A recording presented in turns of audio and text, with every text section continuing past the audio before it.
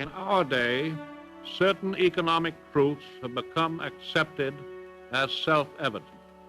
A second Bill of Rights, under which a new basis of security and prosperity can be established for all, regardless of station or race or creed.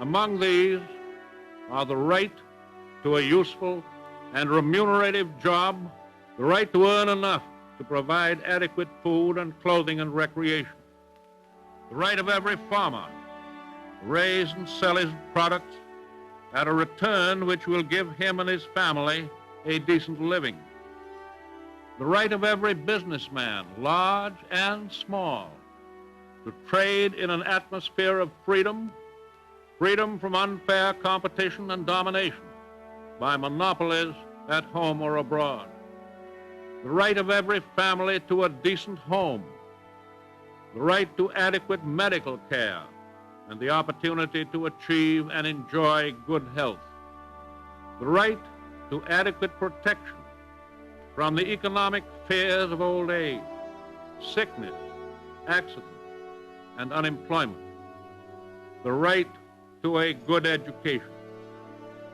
All of these rights spell security. And after this war is won, we must be prepared to move forward in the implementation of these rights to new goals of human happiness and well-being. For unless there is security here at home, there cannot be lasting peace in the world.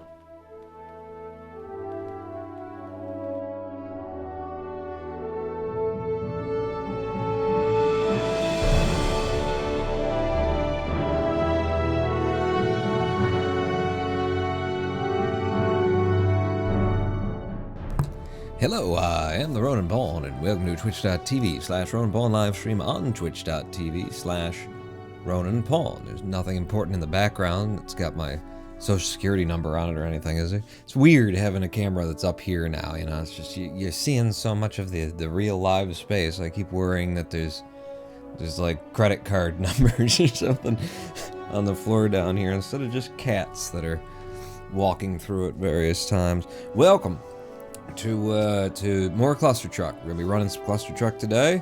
We're gonna be I gotta do this, hang on, takes a minute. And OBS, would you mind hooking in with your DirectX, please? Would you mind putting your DirectX on my there we go.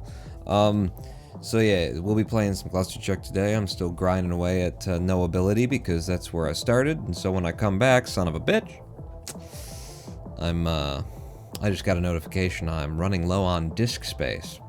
I don't think that's ever happened on these streams before. How embarrassing. Oh my goodness. So yeah, hey, give me a minute while I delete some stuff. But I'm going to be grinding away today. Looking for third rank is what I would like to get. I want to knock, for Christ's sake, it's been so long that I've been below HDDN on the leaderboards. I want to take his fourth rank, and it should be relatively easy. There is not sufficient space to continue recording. Lovely. That should just happen, you know, sooner or later. But third rank would be good too. Triximix on the leaderboards has the third rank in the noAbility NPS category. We only need about a minute's worth of time save, I think, to beat him. A minute in a speedrun is a lot of time, but we're running no pause skip category.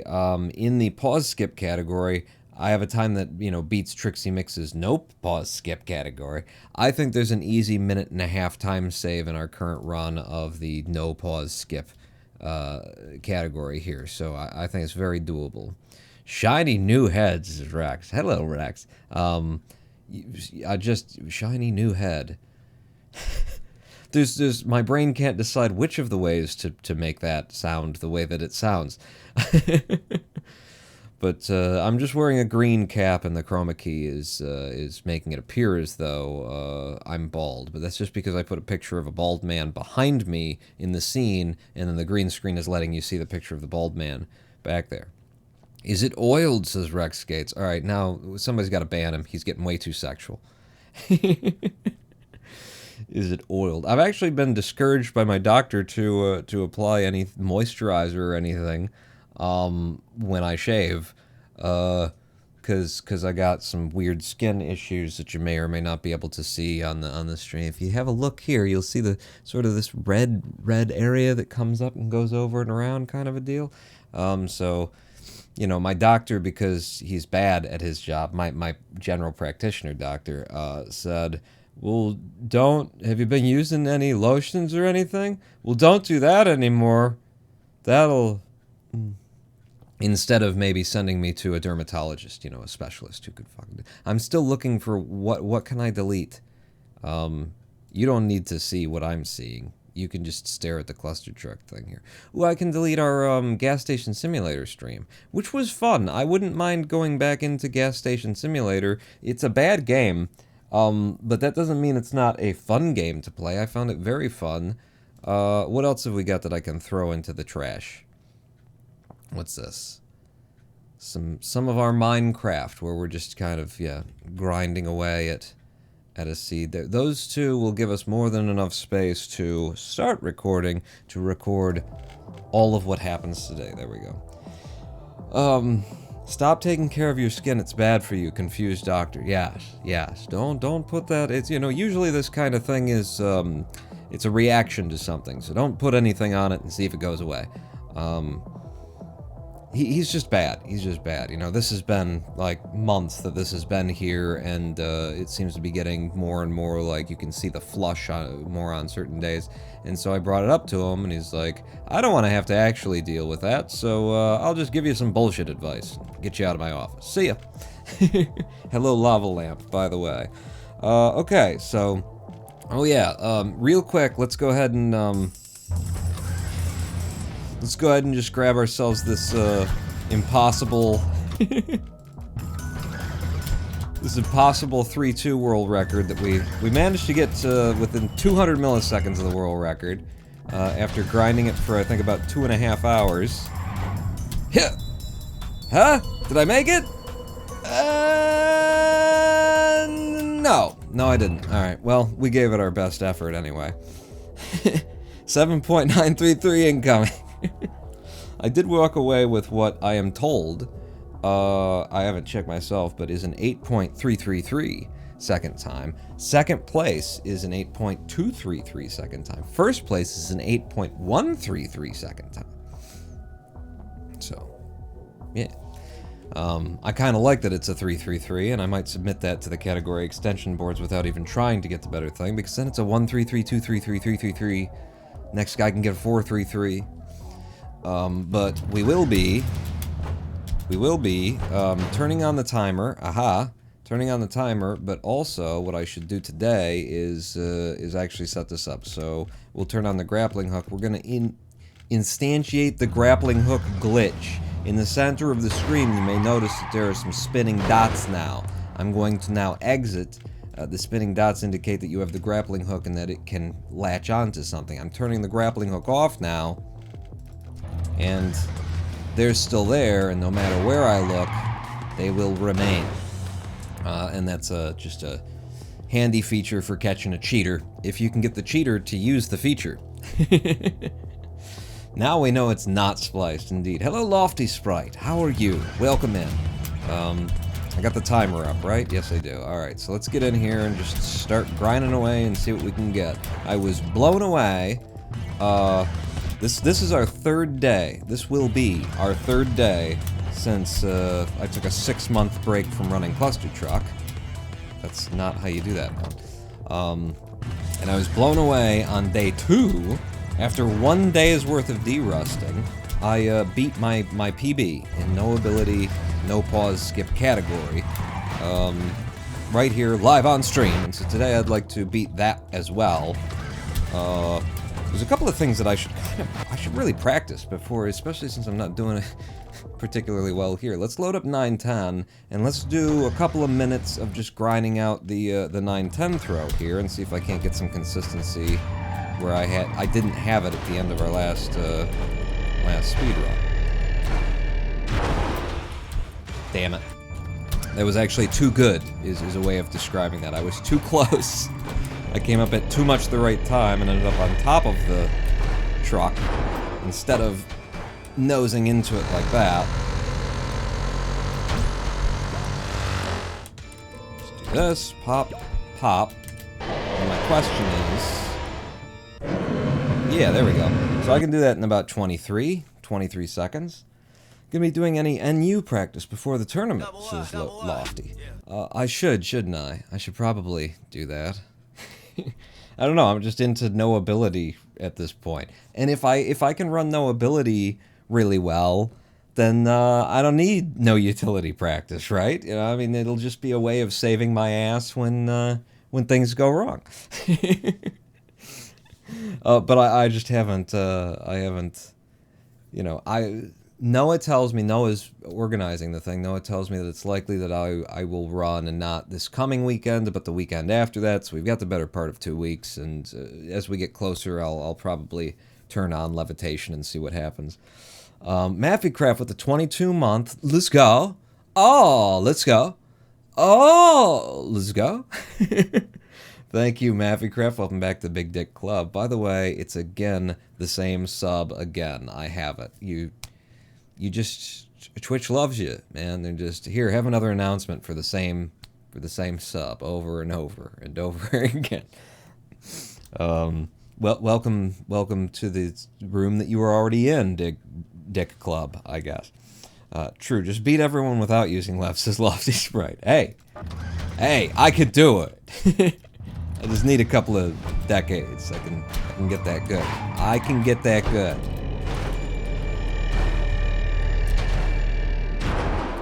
I like my timing. I didn't. Bad angle going into that truck. I was going to bounce around, or, you know, going to do what happened. I was going to move around the side of it. Yeah. So I've got the timing pretty well. Now it's like down to coming into it at the right angle. Yeah. Which is, you know, a significant part of the trick here. You gotta get good at. There's a couple of pieces, components to this.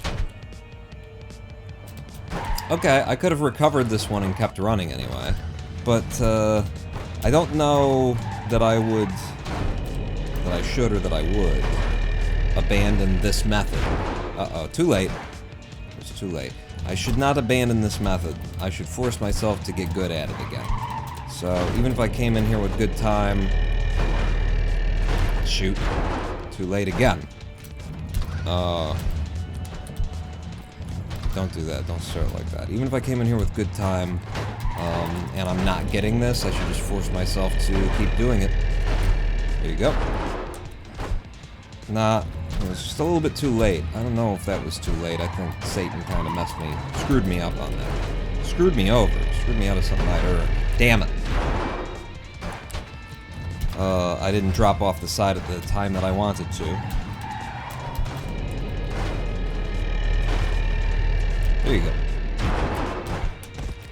Ugh. I'm gonna be here every damn evening. Every damn evening?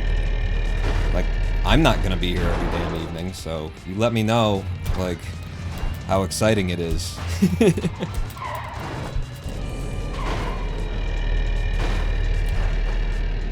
Basically in an internet chat room alone. Are you basing your jump time on the clock or the sound? The sound. Yeah, I'm kind of just by the, you know, vibration in my balls when I feel like I should go. Yeah, that was a good setup, but there's a final piece here of the puzzle that I'm still missing.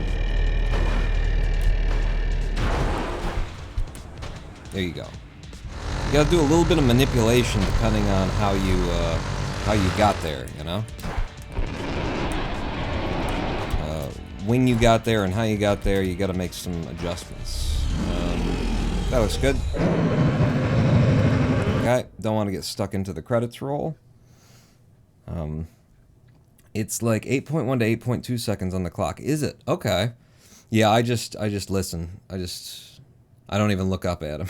I just listen and I'm like, okay, go now. there any current techniques in a level involving dying on purpose? Are there any current techniques in a level involving taking an intentional death? I don't think so.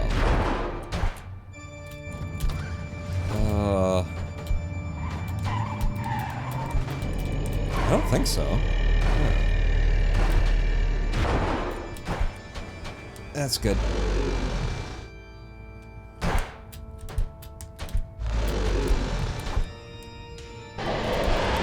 Whoa, slow down, line it up, put it in. Damn it. I keep trying to rush it, you know?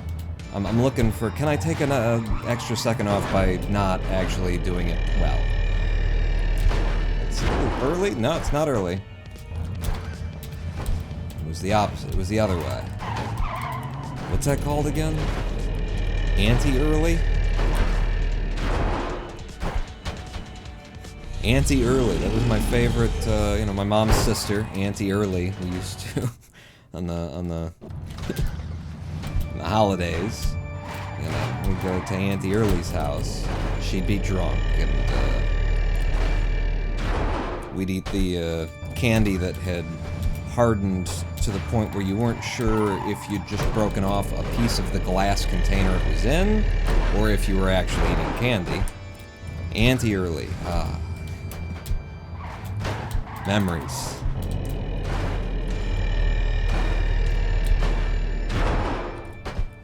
That's good. Whee! And then whee! No?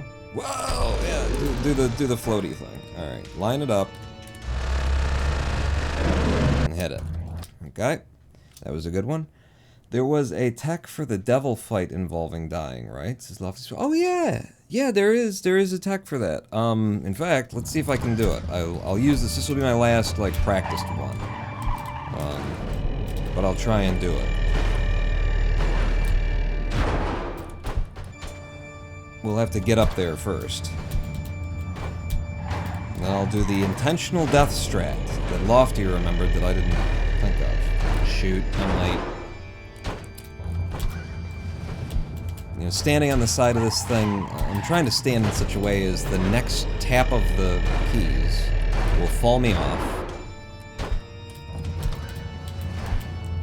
But it's very easy to tap it and find out you weren't close enough. And then you just stand there like a git.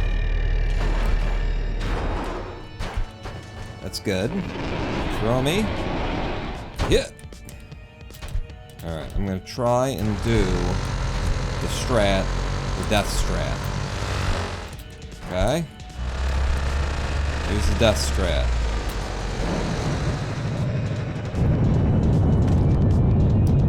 This is the death strat. We are now dead. The corpse of my body is lying on top of this, like, you know, thing that covered up the button, right? And it's going through a cycle where it blows flames so that you have to, like, go down and run all the way back up and do it a second time. You don't actually have to do that. You could just leave your corpse on the thing that's covering the button. And then the second time that it opens up, you've beaten the game. Well, you're dead. So there is that as a strat. And that would be great to see in the tournament or in competition at any point. Somebody's just like having so much trouble with 9-10 that they just say, ah, to hell with it, and they just lay there for 40 seconds, dead.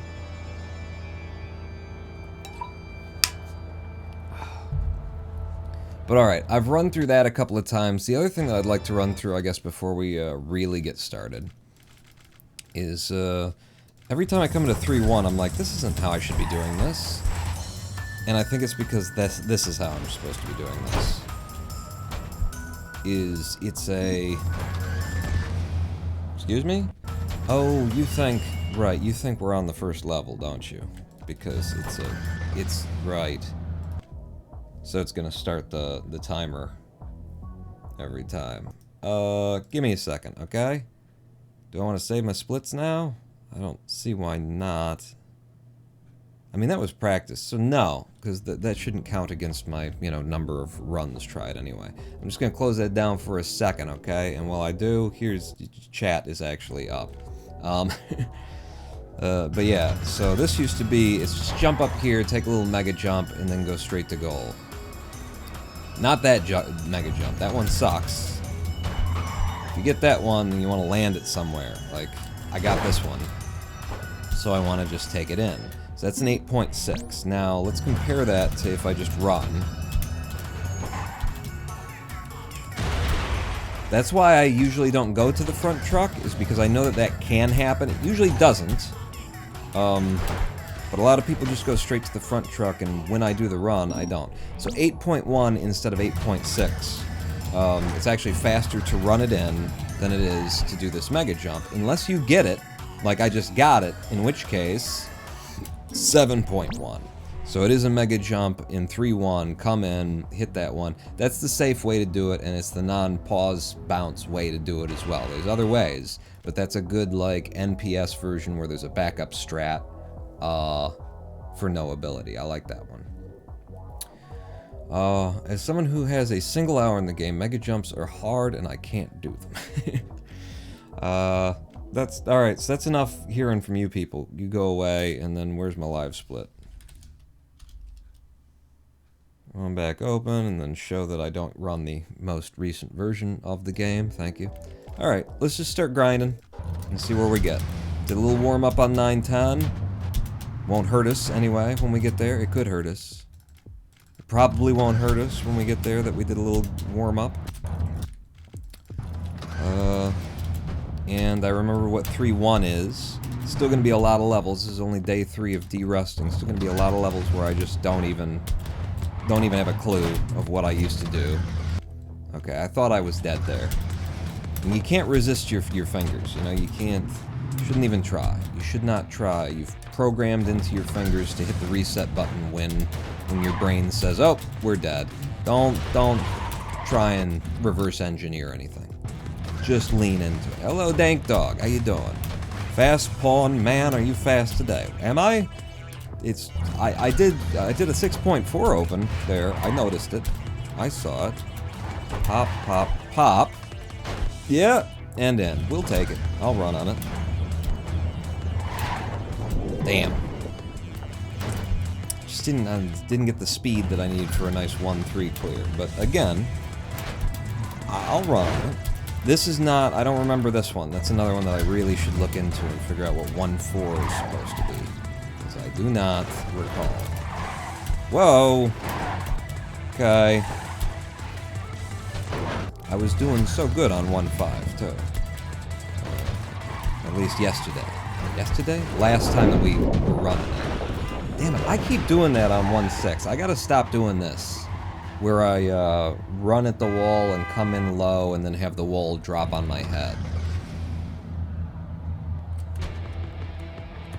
Yeah, no. Pop me out here and let's look at 1-6 for a minute. I want to get up here and I want to do that and I want to rub the wall and move through. But if I'm up here and I just don't like manage to get the speed, I don't manage to land it right, and I come in here, I should just slow down a little bit. That's all I gotta do. Slow down a little bit, take an extra half a second worth of time lost, and you can walk it in knowing that you didn't have a wall drop on your skull. I see this green screen hat tech is getting advanced. It even has a fake reflection engine. It's just, there's a shadow on the head there, and on the hat there, and so it's causing a speckling of the green screen, right, that may look like I need to shave my head again.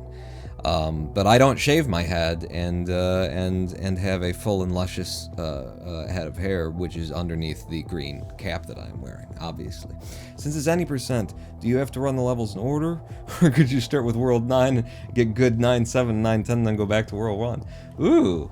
I like that as a, I mean, I'm the super moderator of our friggin' leaderboards over here.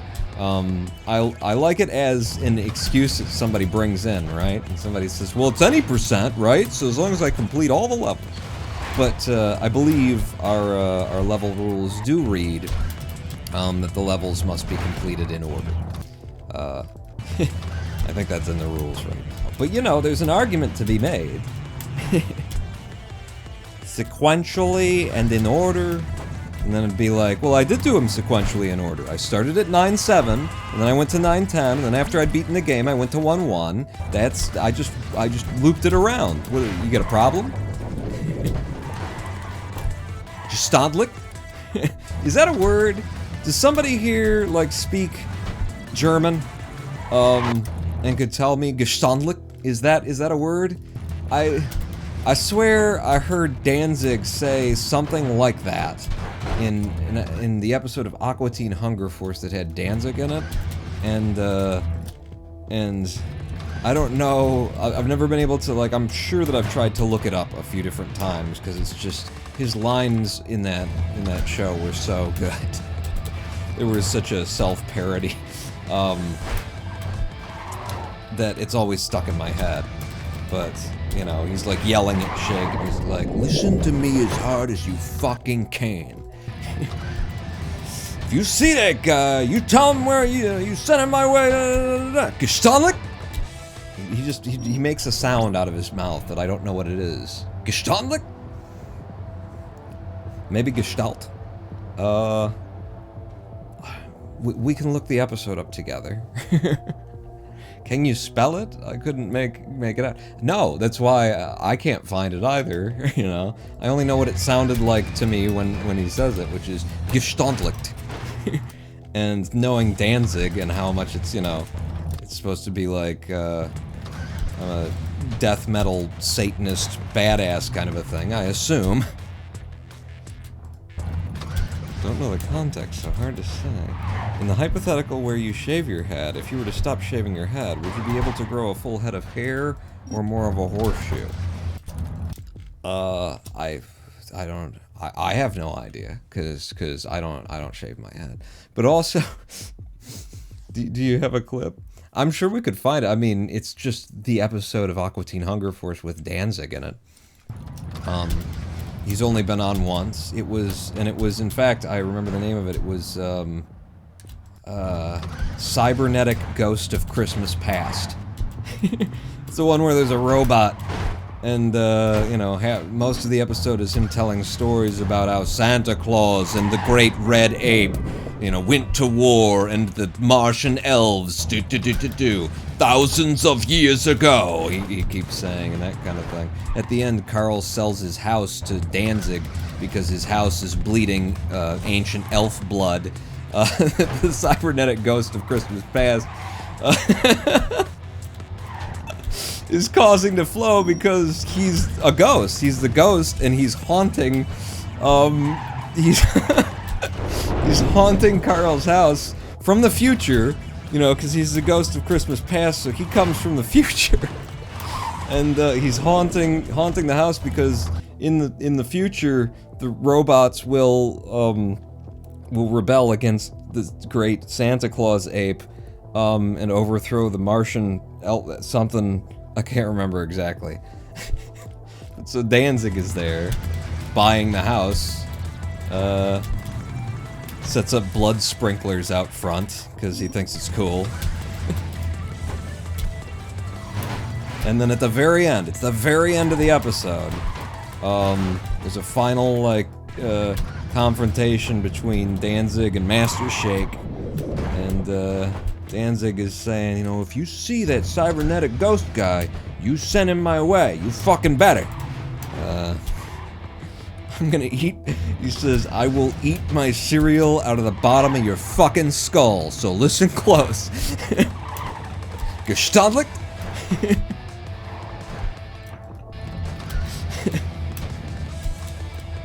You know, it just sounds like, you know, do you understand, but in a language that I'm not familiar with? Do you comprehend, motherfucker? That show was good when it was good. Like so many things. Man, that show was really good when it was good. It was actually, Aqua Teen, I found like it was still entertaining and watchable, even after it kind of got like ridiculous. Whereas C-Lab was starting to move toward, I don't know if I need to see the next episode kind of territory, but I think I did stick with it. And then from there, like, there was a whole era of Adult Swim where it was just people making shows that didn't seem to understand what actually was funny about those early shows, Space Ghost Coast to Coast and whatnot, that it wasn't just that they were ludicrous, they didn't make any sense or something like that, but it was that they kind of made their own sense in their own world, you know? And so, not understanding that there's actually thought and, you know, they're creating something, you know, artistically here. A lot of people for Adult Swim a lot of shows just started making nonsense. It was just straight up ridiculous, you know, crap memes kind of a deal, and that was not entertaining to me. There was stuff that I started watching that was good, and then, you know, they seemed to think that the format or the success would come just by being irreverent without really having any explanation for the irreverence. And that's when I checked out. Didn't you want to eat the top of the skull because it's more bull-shaped? Well, you know, we can call Danzig up and see what he thinks, but I'm pretty sure the line was, listen to me. I'm gonna eat my cereal out of the bottom of your fucking skull.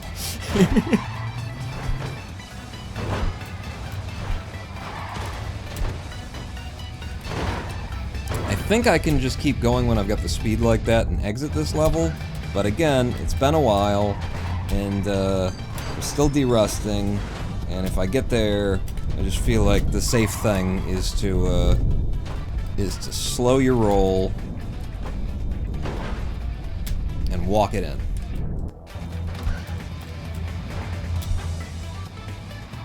Good. Good. That's the one I want. And you're the one I want. Look at this. For a nice 14.7 out of 210. Oh, wait. Okay, I didn't get it. I gotta land some trucks and walk it in. So it cost me quite a bit of time, actually. Like 2 seconds or something like that. Trying for the method that could have saved me time. It's fine. This was a really good 3-2. Uh-oh. The bottom of the skull's the worst part of eating cereal out of nothing but holes. It's true. It's true.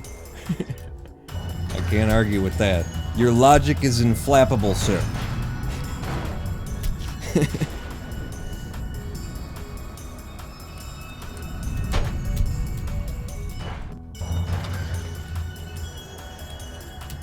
Yeah.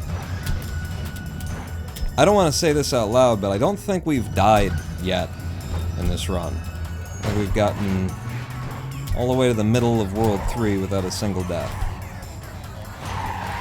I'm taking it rather safe, you know. My whole derust mentality is be safe on these runs. Nice. Nice. I even did the little pull off. No! Yeah, okay. Hold it together, hold it together. My whole, like, we haven't died yet thing, they're trying to ruin it. In fact, I've taken so much time, I'm kind of worried about that thing up there falling on us. Nope, we made it out. Alright, 310. Oh, there it is. There it is. We took a death in 310. They just started me wrong on the truck. There was a little bit of a something, and I slipped off the next truck, and didn't quite work out.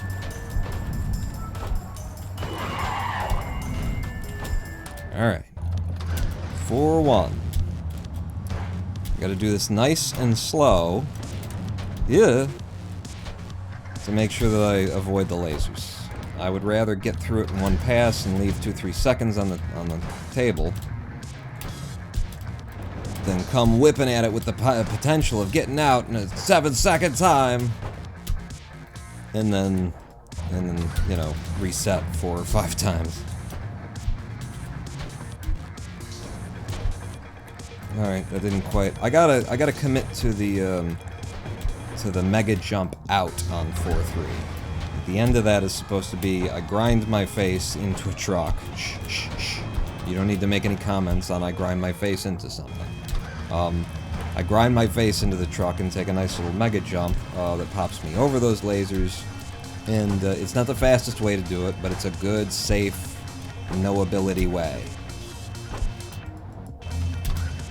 But I can't commit to it because I'm thinking of, like, other faster methods. Oh, second death. Damn it.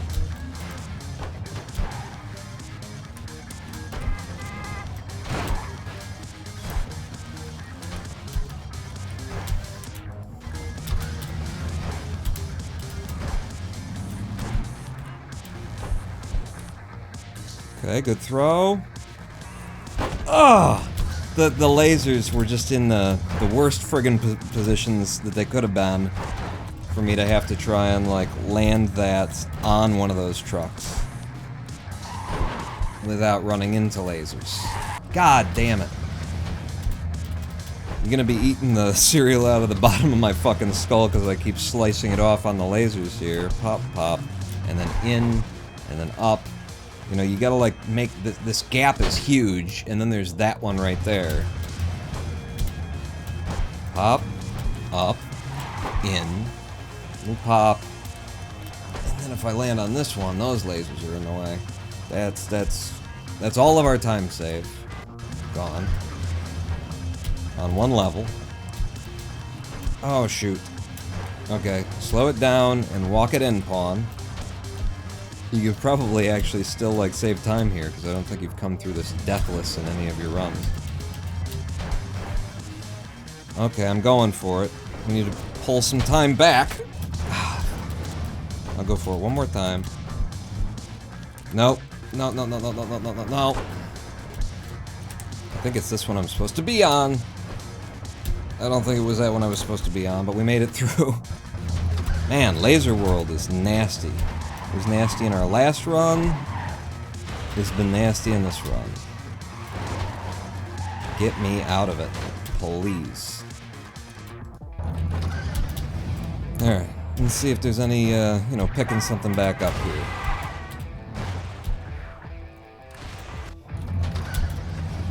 Taking this thing back green after getting stuck on one level for like an entire minute. Ooh, I made it.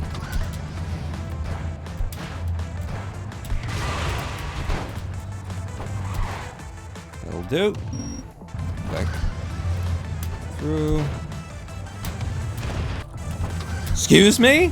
Wow, the truck just grabbed me because I was in a weird position. That was very odd. Fuck, man. Why can't I get the speed to get to that truck? I'm supposed to be landing on that truck that I just didn't land on, that I caught the back of it. And I can't explain why I'm not getting the speed for it. I mean, the easy answer is just get lower.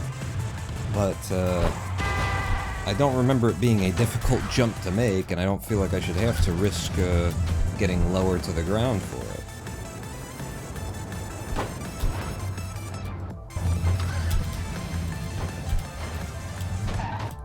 Ooh, that was, I don't know, like a delay in my hand? It's kind of still there. In moving to that position.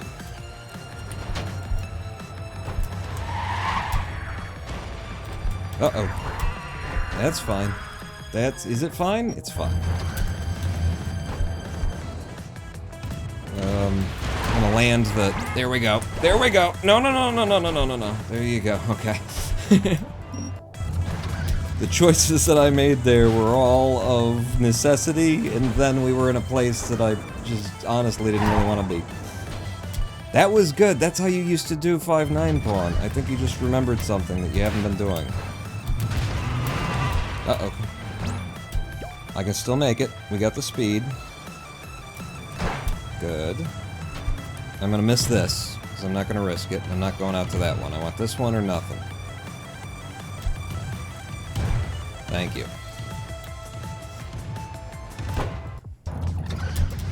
Alright, into World 6. Would you recommend getting this game? Oh yeah, absolutely. It's, you know, you don't gotta speedrun it to have a good time with it. And you know, you can always just walk away from it when it frustrates the hell out of you. I'm just gonna wait this out, because I'll take the 26-second clear. I don't need to lose 24 seconds, because I wanted to save 2. Oh! We're fine. We're A-okay. Stop here. Ooh, that's a little close.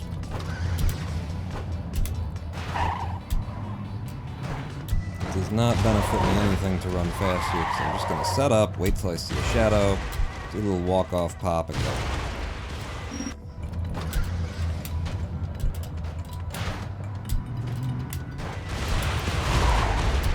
Nice. Click the button.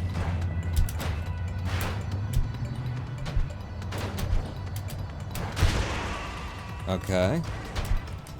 I can deal, I think. Yeah. 6, 7. Get on the outside, fall a little bit, back on the sticks. And bring her in. 6, 8. This is that grind that I need to do, but that I'm so out of practice and I'm not sure where I need to do it. And it didn't. Yeah, that ain't it.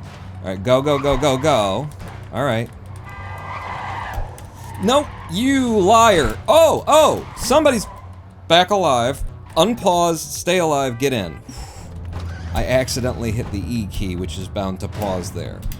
Uh-oh. Oh, God. I don't know what I did there. I got into like a bad place and didn't know how to get out of it. The movements that I'm doing are wrong. They're still wrong on this level. Still very wrong. Nice 610 first try, though. Alright. 7-1. Can I do this? Every time I get here, I feel like I shouldn't be able to do this. It's not gonna work. But it does. Okay.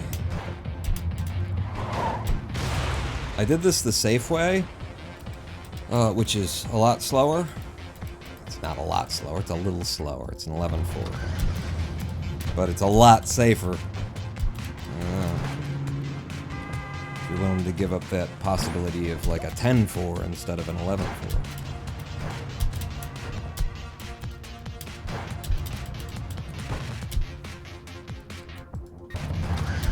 Okay, get me past that first rocket.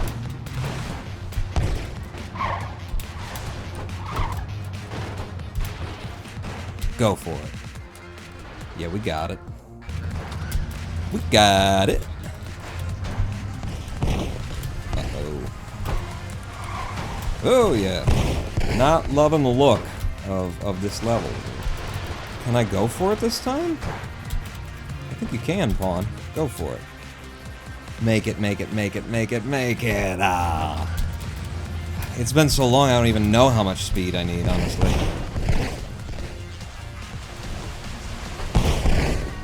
And they blew up every single truck simultaneously. 2 different sections of truck they blew up there on me. Like, I took that jump being like, well, they can't blow up both that truck and those 2 trucks side by side. They couldn't possibly. How could they even? They did it. Well, they didn't even have a problem, really. It was barely an inconvenience. Super easy. Barely an inconvenience. Look at that! I really shouldn't have. I just shouldn't have. Oh, we're way back here, too. Probably gonna have to go straight into the run. And go. Yep. I could actually get, like, gold here because I went straight into the run and didn't, like, come to a stop, though. You tell me. Did I get a gold? Because I can't see. It's not even on my screen. Alright. Off the spacebar. Corner. I'm gonna put a little spacebar in there because I don't trust. Ah! Even with a little bit of spacebar, I managed to fuck it up? Congratulations, me! Off the spacebar. Dead. Alright, there's a couple of things that I'm just so out of practice on that I don't know how close I can and can't get, and this is one of them. Like if I'm this low, I'm holding the spacebar. Yeah, keep it up.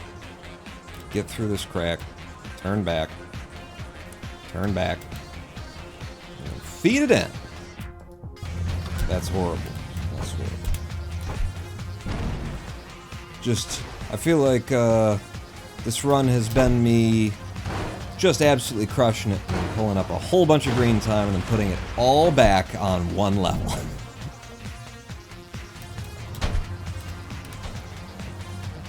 Where are we now? Yep, put it all back and more, all on one level.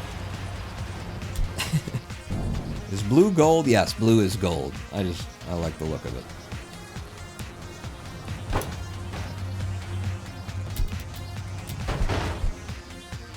Okay, this will catch us, this will save us a little bit of time. I didn't have to climb it in. But this level is probably going to be the end of this run, honestly. We're so far behind. This truck is still getting pushed around by the truck behind it. Get out of here. We did it, alright, we got through that one. It's a bit of luck to get through that one in noAbility, if you're not using the pause skips. Oh shit. Yeah, that's right, pawn. Just wait it out. Wait it out here. No reason to risk anything. Good. And we're into World 8. And we're not far off of taking our time screen. Right? Get back down. It just reared up on me in a way where even I couldn't go. I just wasn't allowed to go at that point. Nice. That's probably gold on 8 too. I think that's the smoothest that I've done the turn around, walk it in a minute. Damn it.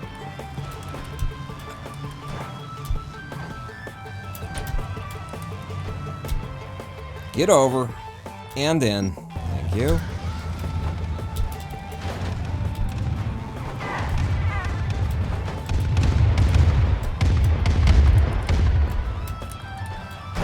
Uh-oh, stay alive. Uh-oh. Oh, I don't know if I've ever felt so proud of having been able to see that I was going to get killed on 8-4, and then I was actually able to dodge it. Like, you don't got time to dodge anything on 8-4. The thing's shooting at you from directly in front of your face. Stick it, jump. Stick it, jump. Pop it. Gives you more height for this guy. And you come off him, and then him, and then we go in. Is there anywhere where I want to take a risk to try and, like, get some extra time back? I think there's some time... Uh-oh.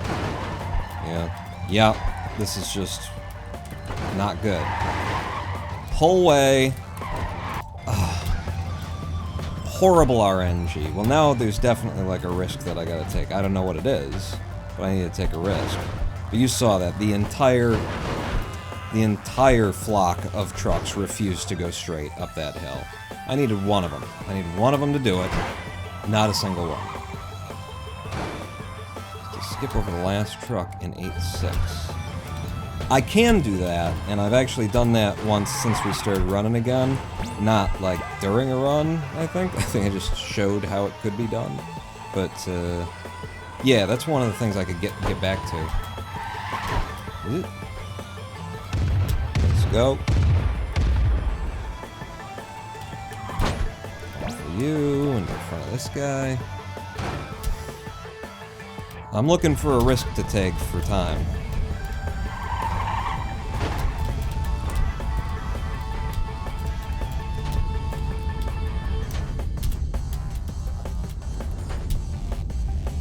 Okay. Oh, well, here, I'll go for it. There's at least one risk I can take. Just try and get some time. Huh? Huh? Huh? Okay. And it worked out for us. It'll give me back a couple of seconds. Not a lot. 1, 2, 3, and go.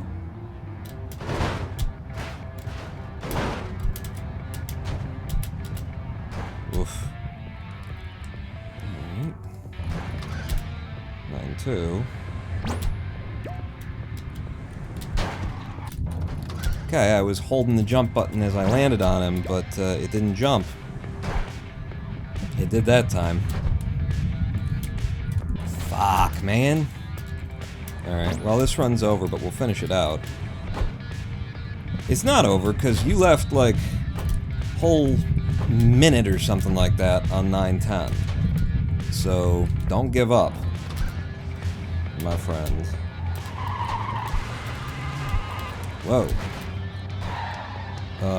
Not helpful. That's the opposite of helpful is what that is. Although you did turn this truck back in the correct direction, and I think we're in a sequence now where I can just ride him all the way in. So, can I complain? Absolutely. What the fuck is this shit? No, we're fine. Oh wait, reset. Coming to you. Do a little kick like that, see if you can't get some speed. I lost it immediately, so it didn't really work out. Okay, nice throw. And we're here. That could be gold, because I know 1, 2, 3. I know I haven't done that particularly fast yet. Not that that was, to be honest with you. Hey, this is the correct sequence of jumps. I finally did it. 9-6. I could go really fast up here without actually popping the trucks. I remember that. But the way that I intend to just do a throw to a truck, that did not work. That did not work. I meant to do a nose grind to the guy as he was passing on my right, and I somehow walked into his ass. Like this. This is what I meant to do. And then it ate my fucking jump again. God damn it. Alright. Run's very dead now. It's fine. It's just our warm-up runs. The first one of the day. First one that got started of the day. You know, to jump every fucking truck like a noob. Not every truck. That one gets to not feel the wrath of my weight pushing it down on the skewer. I remember, yeah, I used to do that. This has not worked out for me.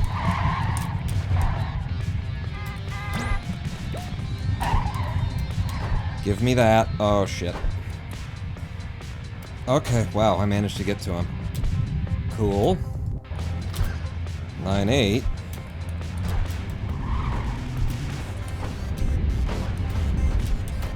Uh-oh.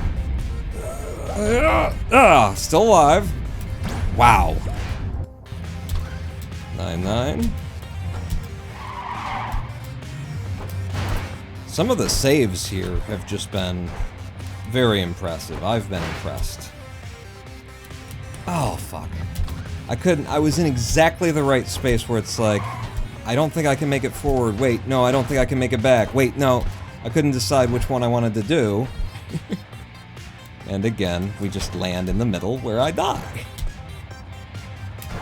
The indecisiveness is the worst thing. Ah!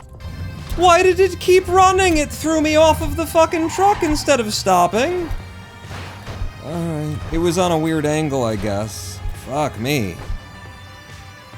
I've gotten some incredibly weird-ass fucking truck physics this run as well, I will say, as an excuse for the few ways that things have gone incredibly wrong. They have tended to involve the incredibly weird-ass fucking physics that I got. A couple of different reactions here. Beautiful. First try 9-10, if I can put it in, you know, to the button. If I can't, then we'll just lay on the button for a minute, and it'll finish. Alright. Line it up. Go. 24:45. Most of our time lost in, I guess at the end. There were big chunks just put back, you know. At 2 or 3 different points, and then we just drained, we just bled time coming out of World 8. The pedestrian didn't know which way to run, so I hit him. Yeah, that kind of thing. Couldn't decide whether or not to run to the left, run to the right, so I just ran straight at the semi-truck that was coming at me. You know, and it shouldn't be called indecisiveness, because it wasn't indecisive. It was complete decisiveness. It was just two hemispheres of my brain were being ultimately decisive at the same time. One was like, we're going to the left, and the other was like, we're going to the right. And they both pulled their levers.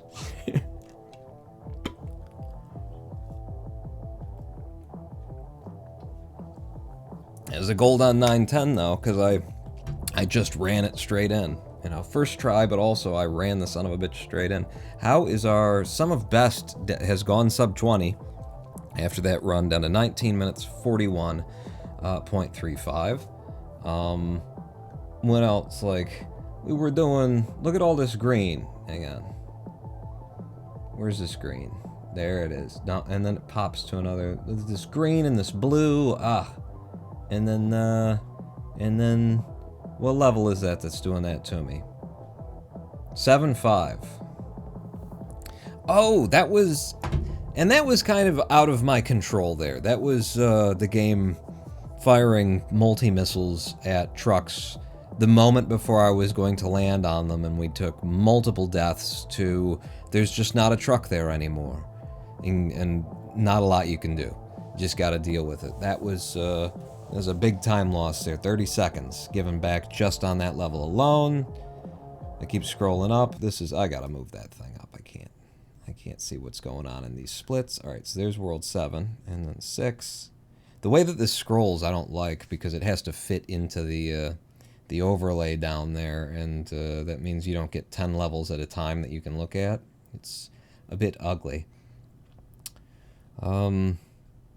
Put back something on in World 5 there, apparently on 5.4. Yeah, that's that landing that I couldn't make. Let's bank this, bank it. There you go. Let's bank that. And let's go over to 5.4 and see what the fuck is going on with my 5.4, huh? Come in.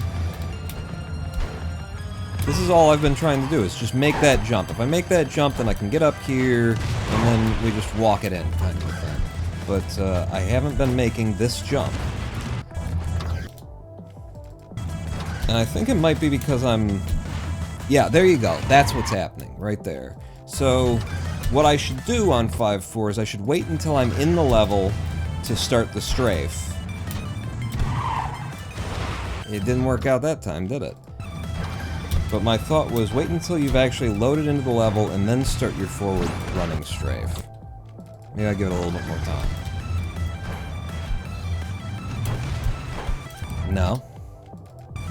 Then go immediately. No. I don't know why this is a problem.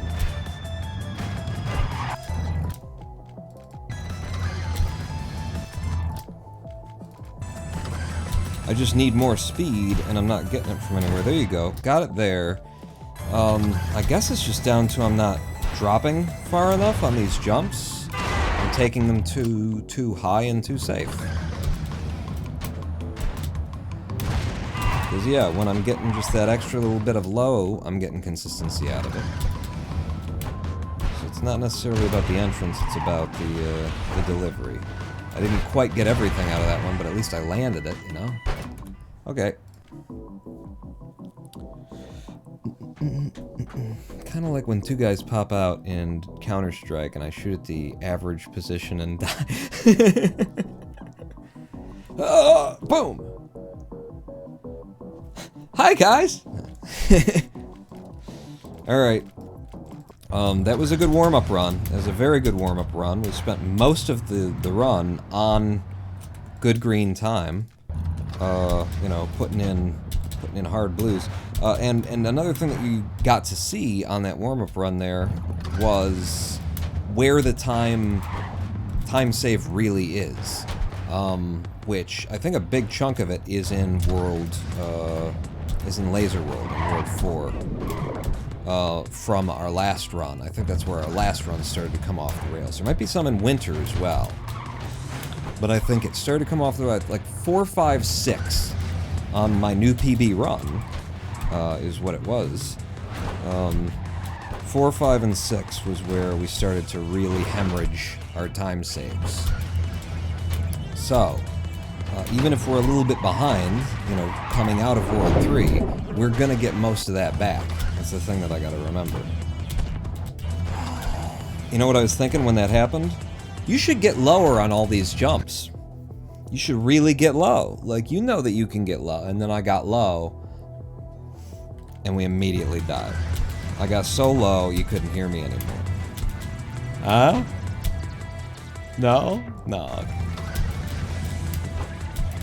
I've also noticed with this webcam setup, that you, can't really see my mouth moving because of my, beautiful mustache.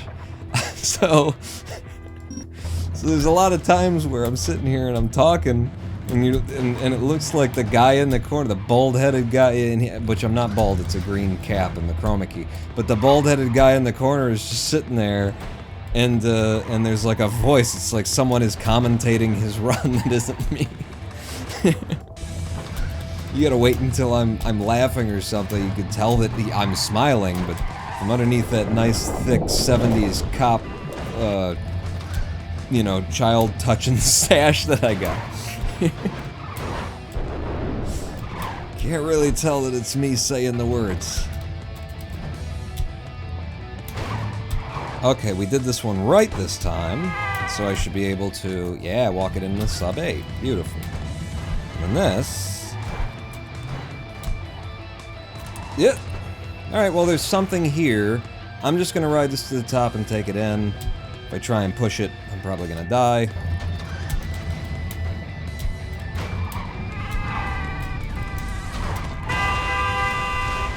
Did you see that 110 bullshit?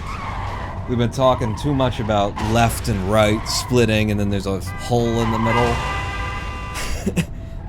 How did they both hit the... That's not... The physics on that reaction doesn't make sense. If they both hit the truck, and the truck was at any angle whatsoever, one side is going to push more than the other, and it's going to go off to the side, but the other one's going to come, like, it's going to follow and be sucked in. They both hit the truck, and they're both pushing the truck, and somehow they're going apart from one another instead of both catching the same angle. That is... I question your physics, cluster whatever. Is the aerodynamic hairstyle a monk thing? It's just clean. What? It's just cleanliness. It was definitely a monk thing when I was a monk. When I was in the monastery. Have I ever mentioned before that I was in a Zen Buddhist monastery for 3 years? Oh my god, you guys. You guys. Have I got some stories to tell you? About life, the universe, and everything. It's not 42. That was wrong. It was the first thing. We learned that on day 1. It is, in fact, not 42. What? No way. Yeah, no, for real, On Edge. For real. I was in a monastery. What I like is the idea that there's somebody in chat who's not familiar with all the times that I've talked about it. And they think that I'm just making stuff up, or that it's an in-joke, that I've never been in a monastery, but it's some kind of... someone here who doesn't get that would be entirely, you know, valid. Wait, and then go. Push through. Don't let a 1-6 wall fall on your head again. Okay. I expected to be dead there, and probably should have been. Good. We got the speed. Excellent. And to you, sir. Eh, fine. It's fine. It's not a problem. Shoot. Alright, well, nothing pillared. So even though I didn't do any of the methods that might have helped, we're still okay. Now, if 110 doesn't split 2 trucks in a way that defies physics... Son of a bitch! 110, what are you doing to me? They stopped the truck just before I landed on it, which means that the truck lost all of its speed, and I need it to have speed, a certain amount of speed. I can't just generate magic speed. I mean, I can, but I can't. I need some of its speed plus some of the magic speed that I make in order to make that jump. What incredible timing, 110.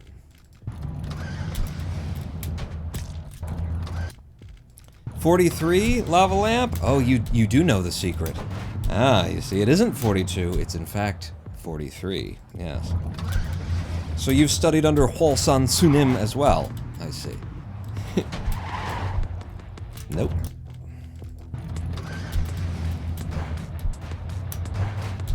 In the Chogye order at Sudoksa Temple.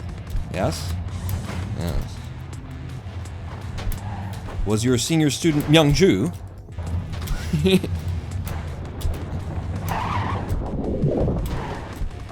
That'll do.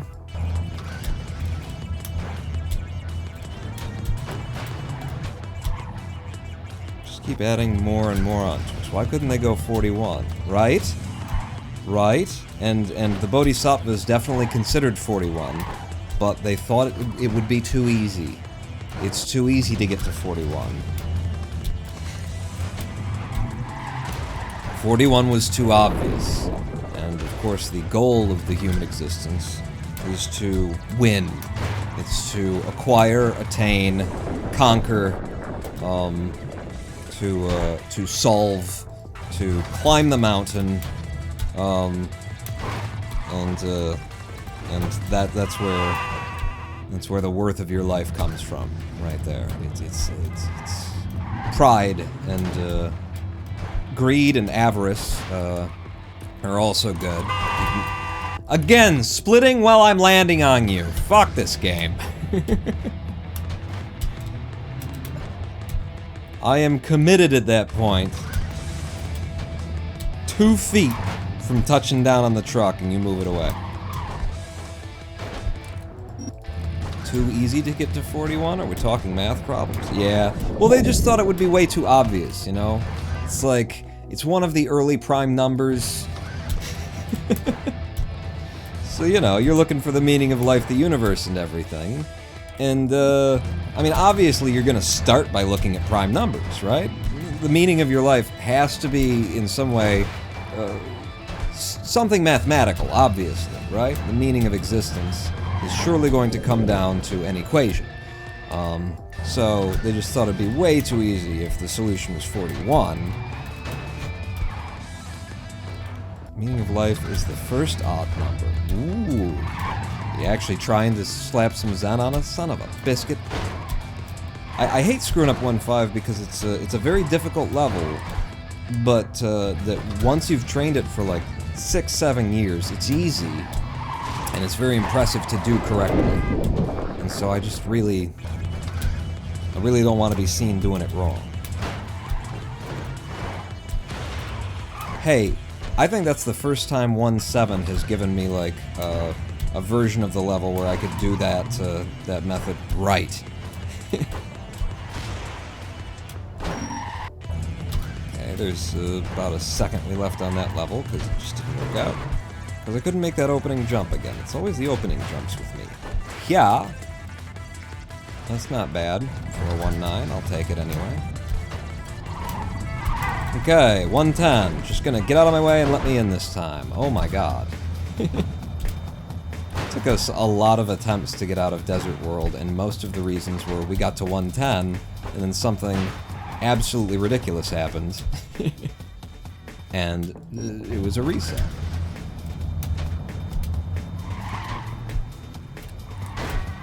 Oh, okay, you're just being pushed by other trucks. I see that now. Truck lying on its side. Classic subversion of expectations. Did you see that? Another truck was moved at the last femtosecond. Damn it. And again, actually, right there, you could count that as one as well. I was landing on a truck that got moved in such a way that it changed my trajectory at the last goddamn second that it could have. This game. Rather, this category, noAbility category. You don't have to play the game like this. In fact, if you do, what is wrong with you? This category, noAbility, you just don't have a response for, hey, the giant, you know, presumably, I don't know, it's gotta at least be 10-ton truck, right? Even if the thing's empty, it's 10 tons, surely, right? It just moved like, several feet in a different direction, kind of out of nowhere. Oh, okay. And how long did it take? It took a femtosecond, and it was 6 feet to the left. Wow. Did a cargo train just run into it? No, the truck next to it did. I don't think that's how that works. And I've recently watched, footage of a passenger car running into a bus at, I'm gonna say, 45 miles per hour.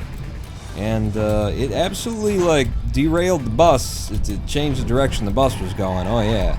But it was, you know, degrees of an angle. Holy! Oh, I wanted to be there for that. I chose that death. I have never, ever seen a tiny little boulder come running down the hill at Mach speed at the end of this level. Like, I don't even see a boulder of that size on this level. I wanted to be there. I wanted to be part of that explosion. I've never seen a boulder of that scale in this game. They're all bigger than that.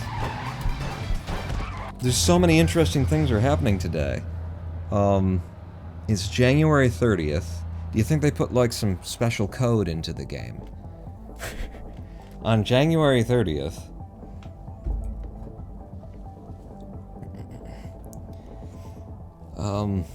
6 feet per femtosecond is 6 million times the speed of light. That's Clustertruck for you. It's the 31st there because you live in the one true time zone. Well, we can't all live on the island of Highlanders. There can be only one true time zone. 6.9, a good slow start, followed by a death. Excellent. So, I could regale you with some stories. I have some stories to tell today. Yeah. Which story would I start with? So, I occasionally do a little, like, web administration for a friend guy. You know, just there's not usually a lot that's going on with the websites, but I occasionally do a little bit of web administration for a friend, and the friend has the worst web host that I have ever interacted with.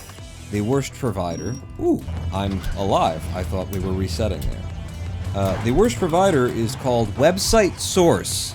It's at websitesource.com, and feel free to go and look at the worst provider that you're ever going to see for web hosting. But you know, the websites are up there, and there's a lot of... I'm very much considering,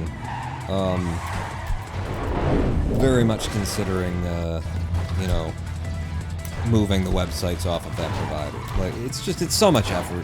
But when I think about it, it's not that much effort, and they're so bad, and they've been so bad for so long. It's probably worth my time.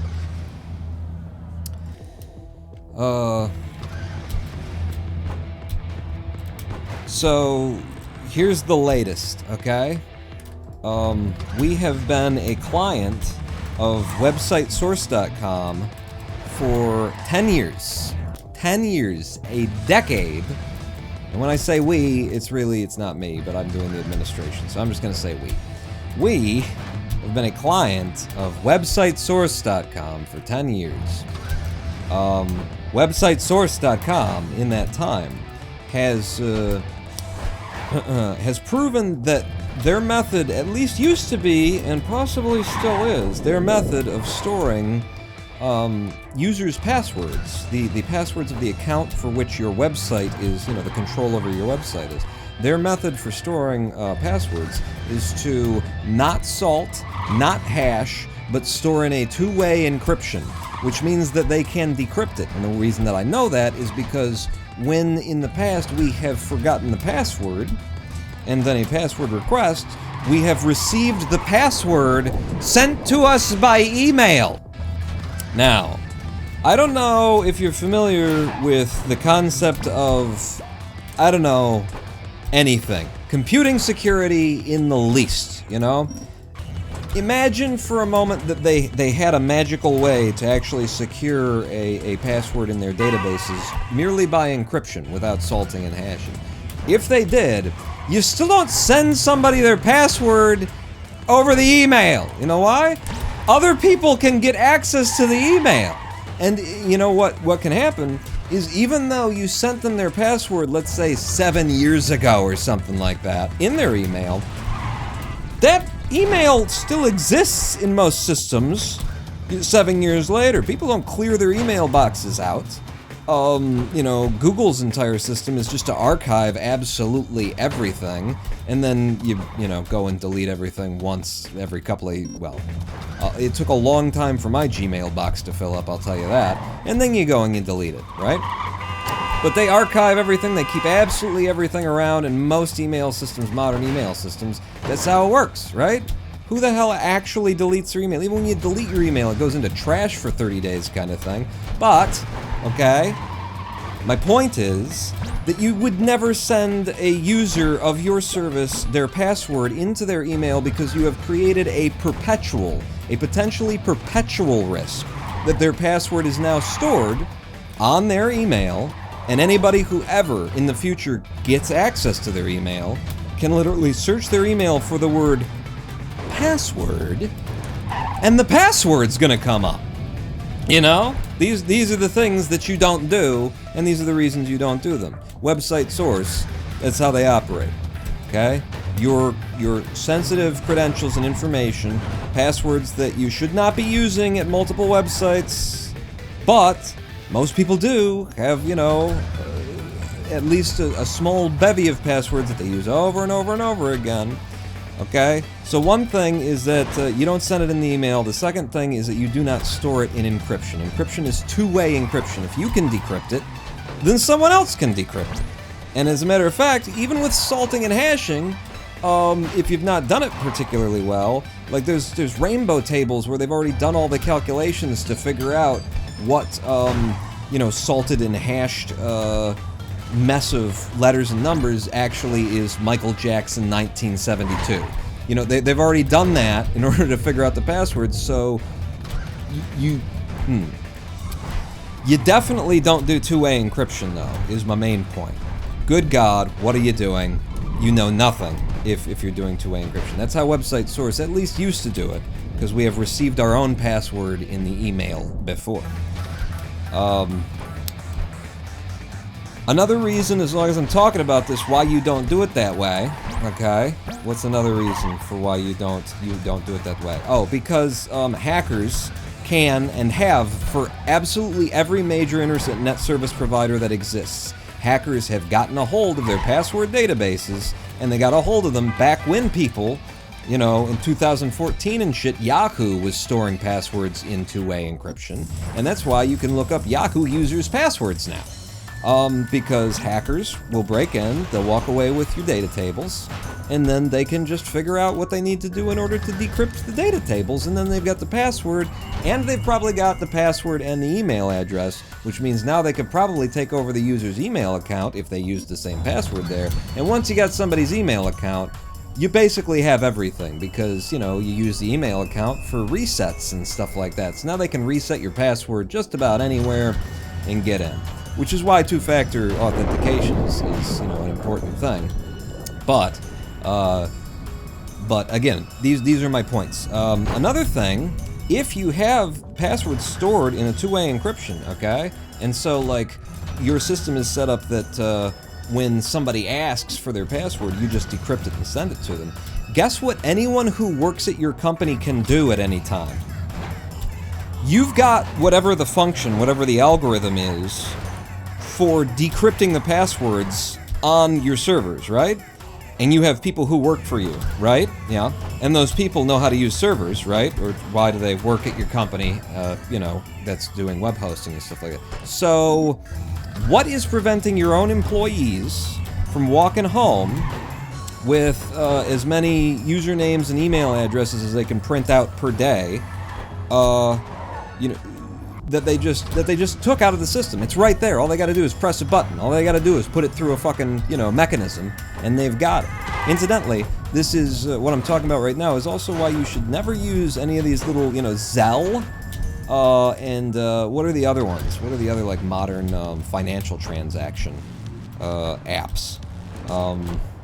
I can't think of any of the names of them, but I can think of the name of the company that makes them possible, and it's Plaid. And what Plaid does is they trick you into thinking you're logging into your bank, okay? And then they take the password that you just gave them, which is the password to your bank account, and then they store it in a two-way encryption process where they can decrypt it later, and they can log in as though they're you at your bank. So don't use any of those services, okay? And don't use anything that uses Plaid. And if you see a login form that looks like it's for your bank, think again. It almost certainly isn't. So to get back to website source, that's how they store passwords. Their employees can walk off with the passwords of their account holders at any time. Websitesource.com, by the way. Websitesource.com is who I am talking about right now, just so you can know and spread it around and let everybody hear far and wide that this company is the worst. So that's how they at least used to store passwords. I'm not 1,000% sure that they do it that way anymore. It's been a long time. Hopefully they got their shit together in that aspect. I seriously doubt it, because I've got some news stories to tell you about how they didn't have their shit together today. So, after being, you know, an account holder with them for... You gotta pay attention here, Pawn. This is a very difficult level. Yeah, no, it's supposed to be a pop, and then we go under. Fuck. I'm gonna give it all back here. We go boom, pop, land you, under, to the front. I've fucked it up. To the front, and then a nose grind, Pawn. Damn it. Just when I was getting some green time back.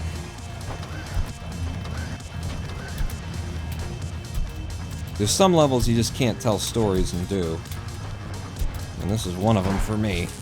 Like, look at this. I've got to have exactly the right speed. I got to come into this. I got to pop here instead of the usual movements. And I got to come into the front guy, do a mega jump at speed, and pull out and go on to the next level. That's nasty. Nope, didn't make it. 1, 2. Good, good, good. Alright. So website source. What was I saying about them? After 10 years as a client with website source, okay, in essence, we had been a client for so long with this company that the credit card that was filed with, that we started the account with, it expired. That's how long we had been a client of theirs. Now, I have in the past been called by my web providers when such a thing happens. Actually, I've been called just when I don't, you know, re-up for the month kind of thing. Usually, a good web provider will give you a call and say, hey, we noticed, right, we noticed that your credit card payment didn't go through this month. We were just calling to find out whether or not, you know, you wanted to cancel or if there's just an error kind of a thing. It's a courtesy call. Damn it, Paul, you didn't even try and do it the right way. After you practice doing it the right way. What's wrong with you? I'm telling stories. So what they did, what Website Source did after 10 years and our credit card expired because we've been with them, we've been a loyal client for so long, what they did instead is they didn't call us, okay? And the website owner, these are not like incredibly critical websites we're talking about here, but the owner of the accounts didn't notice for over a month. Did not notice for over a month that the websites were offline. We finally noticed. When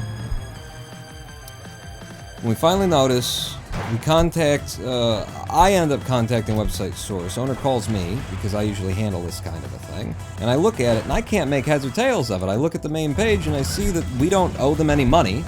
And I'm sitting here actually wondering why the hell it is that I'm being delivered to an Odin interface, even though I just logged into the Plesk control panel. And they're kind of like two ends of the same system, but one of them is, you know, actually dealing with the website, and the other one is dealing with basically billing and domain kind of stuff.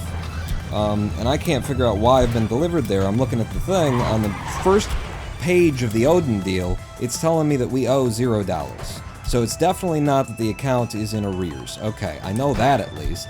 I can't figure it out, so I give him a call. Well, no, I get him on the email. I reach out to him anyway, and I say, what's going on? And they say, well, you haven't, yeah, it actually, you know, it went into arrears last month, kind of a thing. Don't worry, you know, your files are all still there, we hang on to them for 4 months, that kind of a deal, which, of course you do, everybody does, like, you have to, right? If you didn't, then you wouldn't be competing in the marketplace. After an account closes as a web host provider, you hang on to the files, and you hope, you pray, that the, come on. I'm trying to do like a glancing blow and keep running. I'm resetting the run. You hope and pray that the client comes back. Right? And if they do, then hooray, we've still got your files here, we can just flip a switch, turn everything back on, get you up and running, thanks for, you know, sticking with us, that kind of a deal. That's what you do. That's what you do because, of course that's what you do. You're trying to run a business, you're trying to make people think well of you, you're trying to impress people.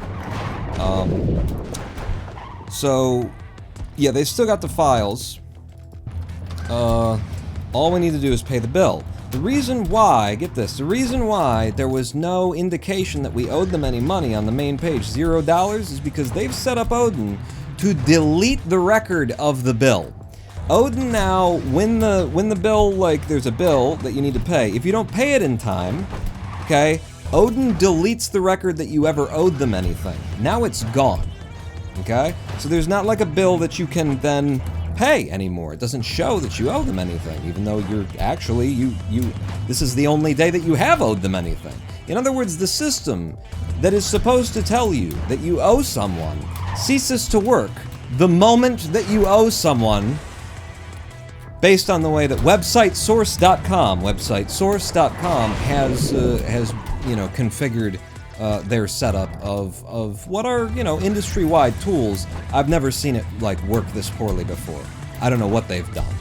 I think I do actually know what they've done. I think I do actually understand what they've done now, but it's going to be a minute in my story until we get there.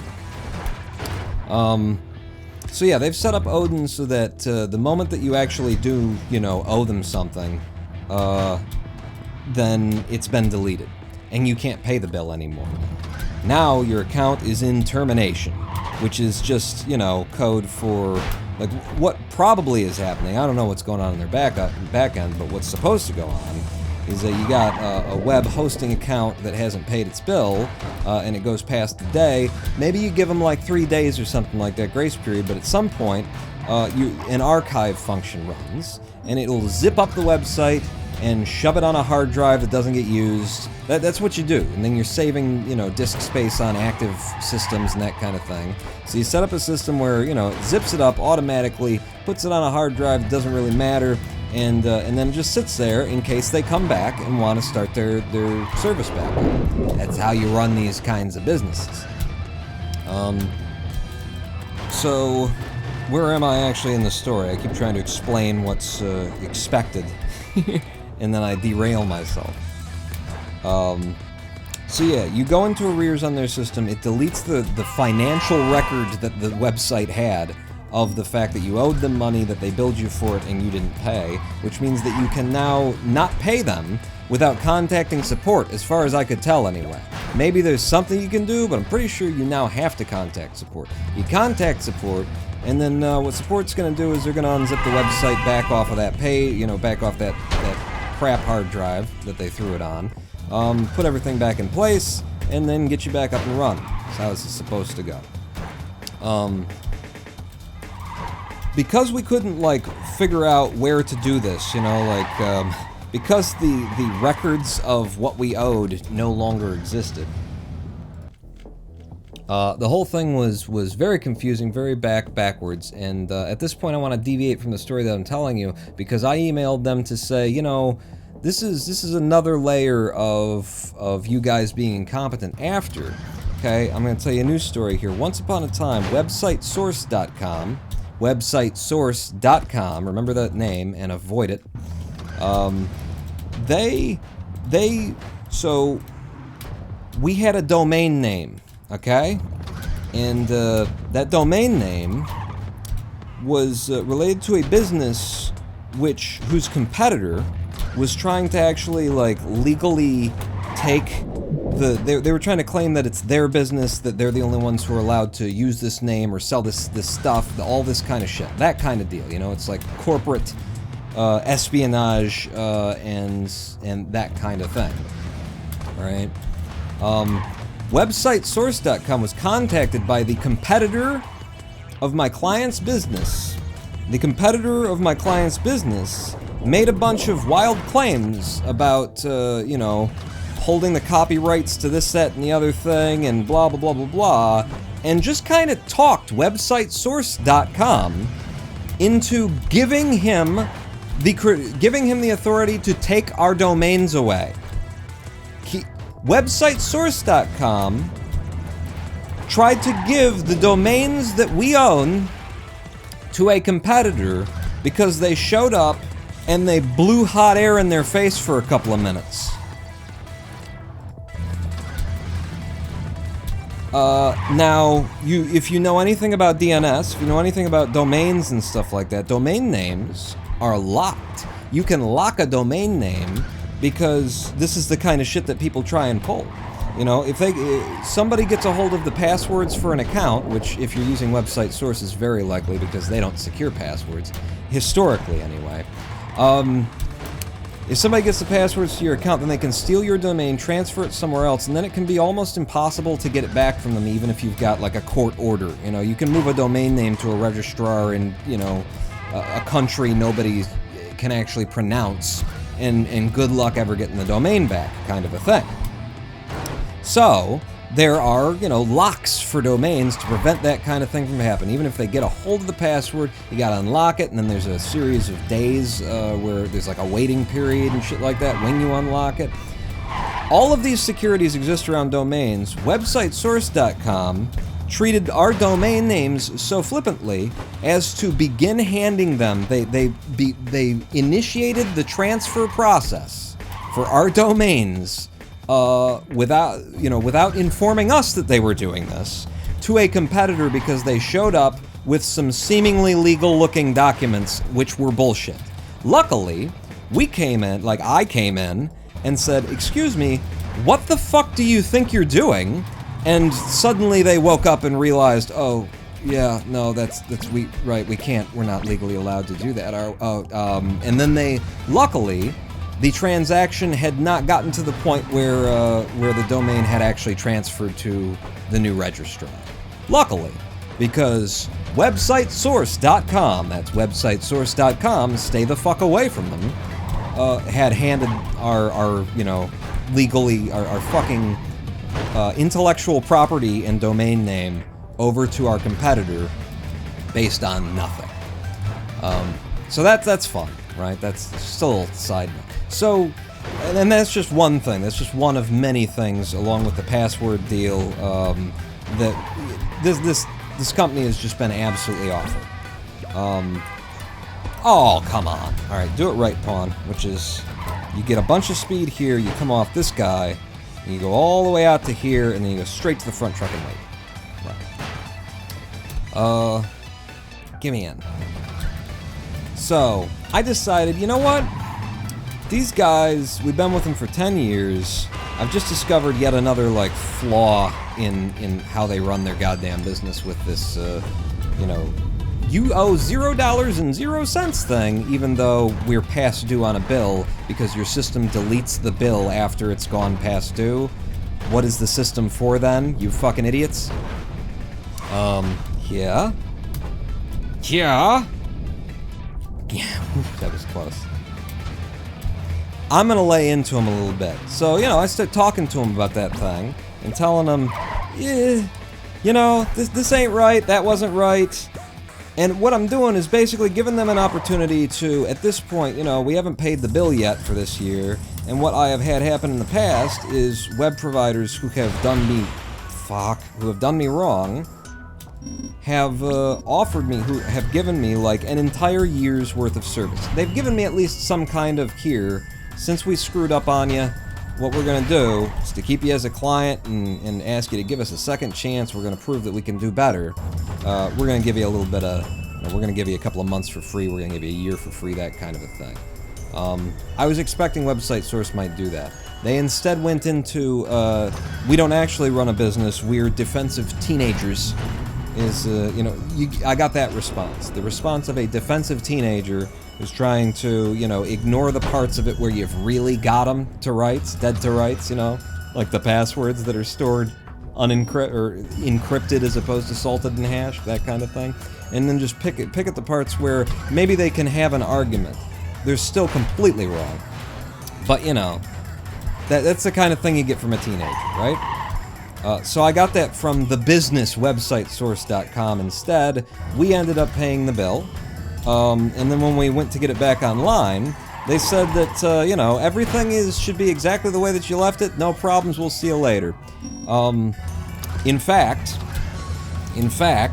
I had to go through every single one of the domains that we have. 27 of them were listed. Some of them are, oh shoot, I've screwed this up. Some of them are so out of date, like we don't even own them anymore, but they're still in the list because, again, Website Source's systems suck. So there's no like checking to see, is this domain even valid anymore? So I had to go through 27 of them, find out which of them we still owned, and whether or not they had still been in use, because what they didn't do, what their system does, apparently, in order to disable, you know, when you go in arrears on your account, their method of shutting you down is their system just goes through and unticks the DNS hosting enabled box on any domain that you list, any domain that you have. That's their way of doing this. So when we got back online, despite them saying, I've already set everything up, you're all good to go, don't worry about it, have a nice day. In fact, I had to spend like an hour and a half trying to untangle the mess and figure out which of these are actually active and which of them are supposed to have the DNS routed through you know, their company, because it is possible, although unlikely, I have done setups in the past where, you know, just because you're hosting at one website, you're not necessarily doing the DNS routing at one website. You might be doing the DNS routing through a GoDaddy or a name, you know, the name servers can be anywhere, kind of a thing. So I have to, you know, do my due diligence and check all of this stuff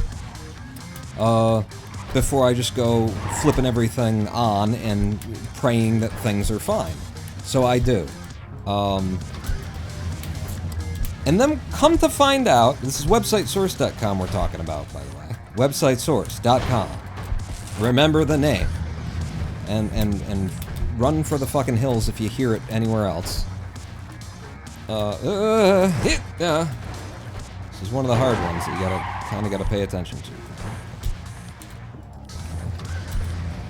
So yeah, their system did not re-enable things the way that they said it would. Pop.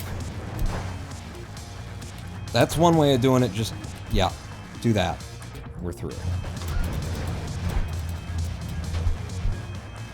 Ooh, I got it. Fuck!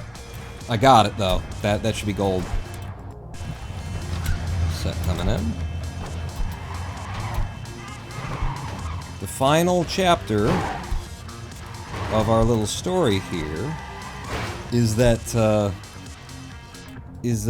as I was like wrapping everything up, I got everything back online, hooray, I'm gonna walk away, thank God I don't have to deal with these jack-offs again for another year. I happened to look over at the billing history that now shows, you know, our transaction of paying for the next year with websitesource.com, the worst web hosts you could possibly affiliate yourself with. I happen to look over at our billing history. Damn it, you've done it again, Paul. Yes, I have. And what I note is that the, do it right this time. You didn't do it right this time. What I happen to note... 5-4, you motherfucker.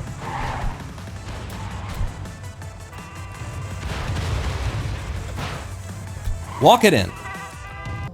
What I see in our billing history is that what Website Source did is that even though our websites were all offline, our hosting package was not active, and had gone into an archive state for over a month, what they had done is that they had taken my client's money and they had retroactively dated it as though he had paid it at the beginning of December when it was due. Okay? At the beginning of December it was due. So now, what's basically happened here is we did not get web hosting for the better part of 2 months, actually, I think. I think it's actually 2 months when you do the math on it. The better part of 2 months, we didn't get any web hosting from them. Our account was merely archived. And what they've done is they've backdated the payment information in such a way as we've just paid them for 12 months, but what we're going to get is 10 months and 3 weeks.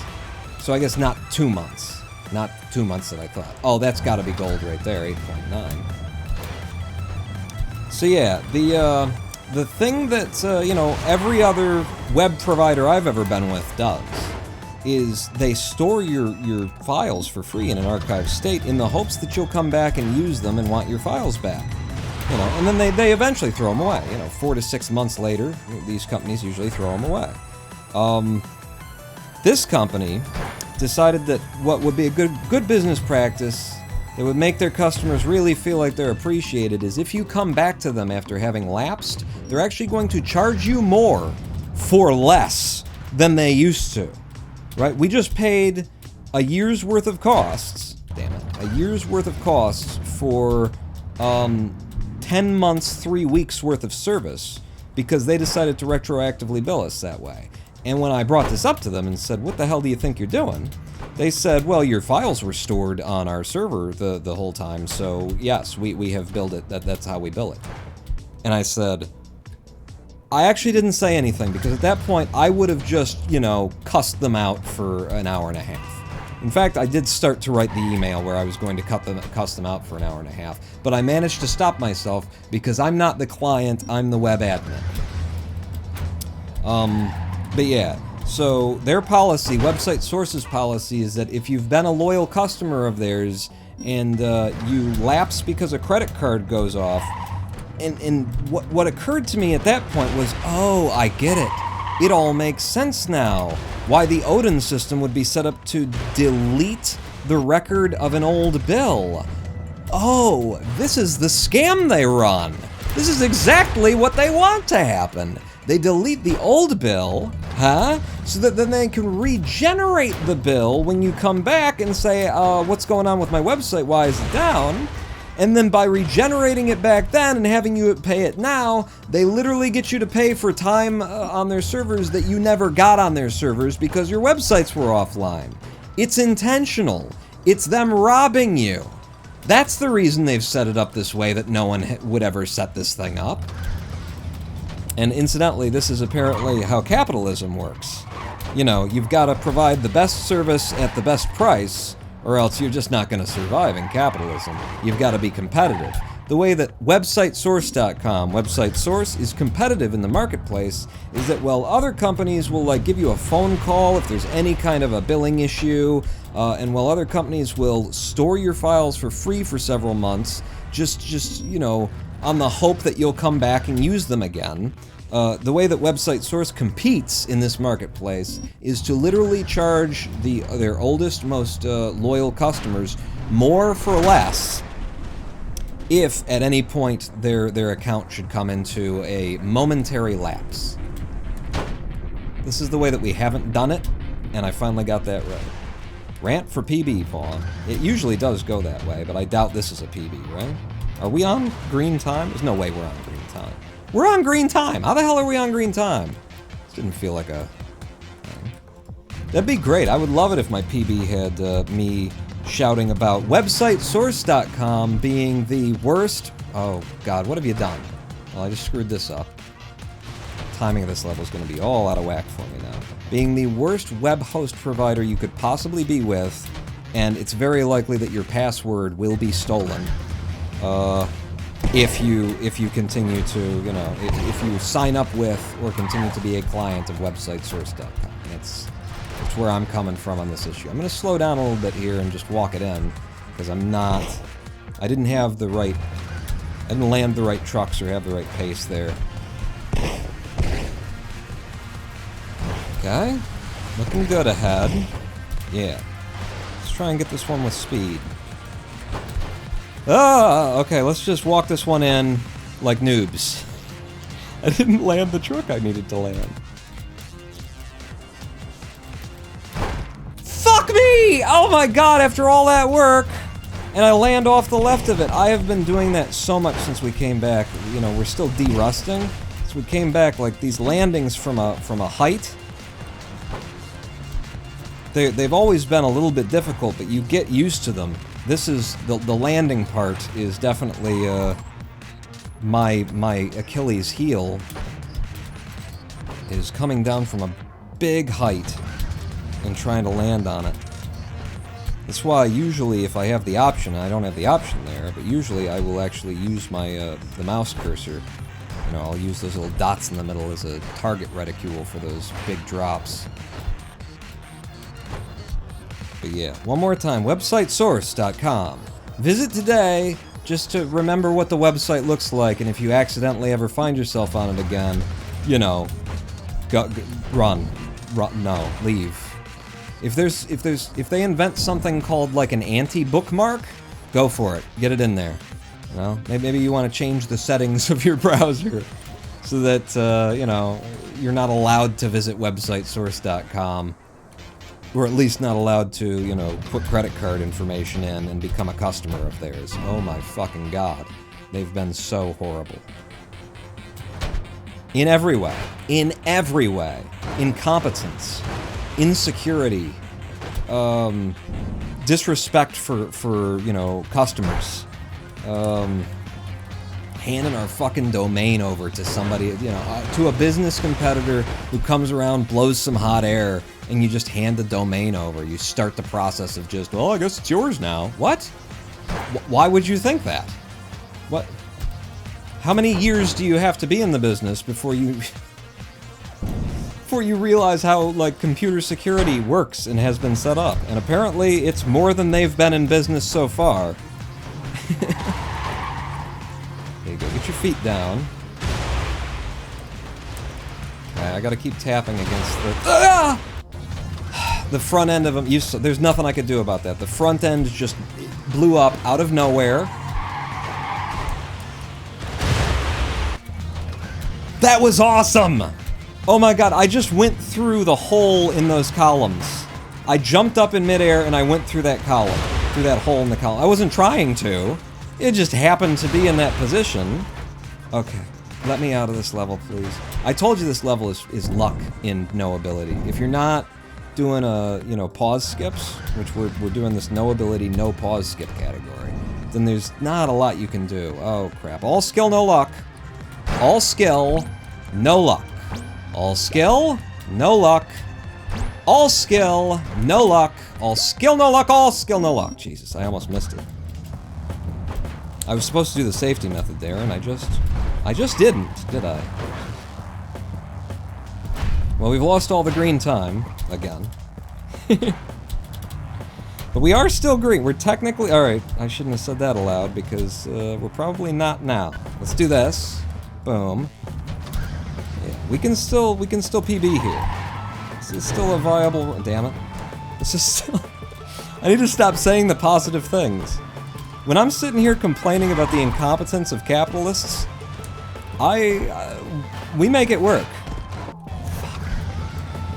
When I start saying things like, we can still PB here, this is, no, we got this, this is a good run, then everything falls to shit.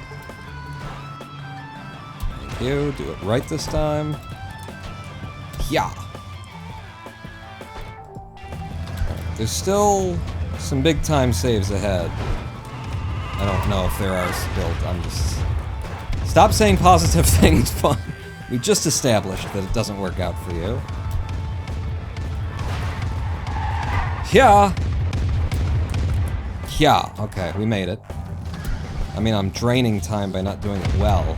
In our PB, we definitely did these levels better than I'm doing them now, but if I can stay alive and come through... Oh, no, no, no, no, no.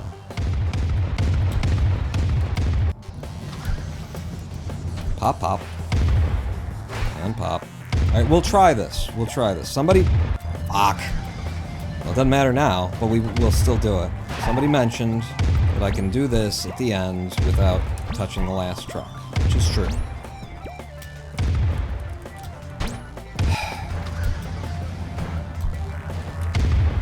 I don't know why. I mean, I do. Like, this truck gave me a massive jump that I didn't actually want that much. Alright. Ugh. Ugh. Ugh. Are there some massive time saves still?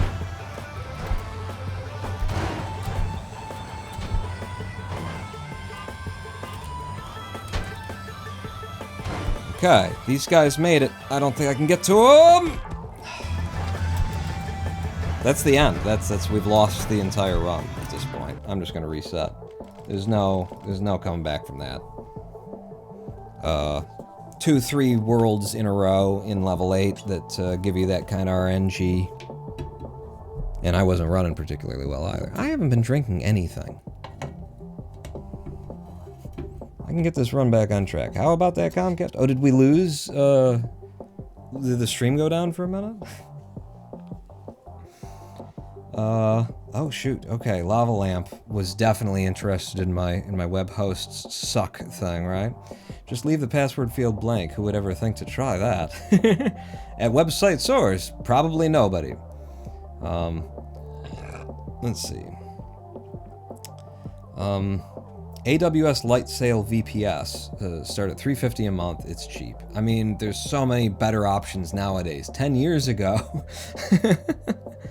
Also, I hate Amazon systems. Every time that I work with them, I feel like I have to learn the things that I already understood how they work again, because it's exactly what you have to do. Amazon is like, they designed their own shit. It's a whole different language, you know? It's like trying to do something that you already know how to do in a different language.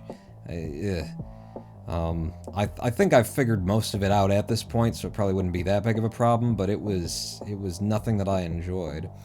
Or take host, if you want, I have hosting with DreamHost. Can get you a promo code for a discounted sign up.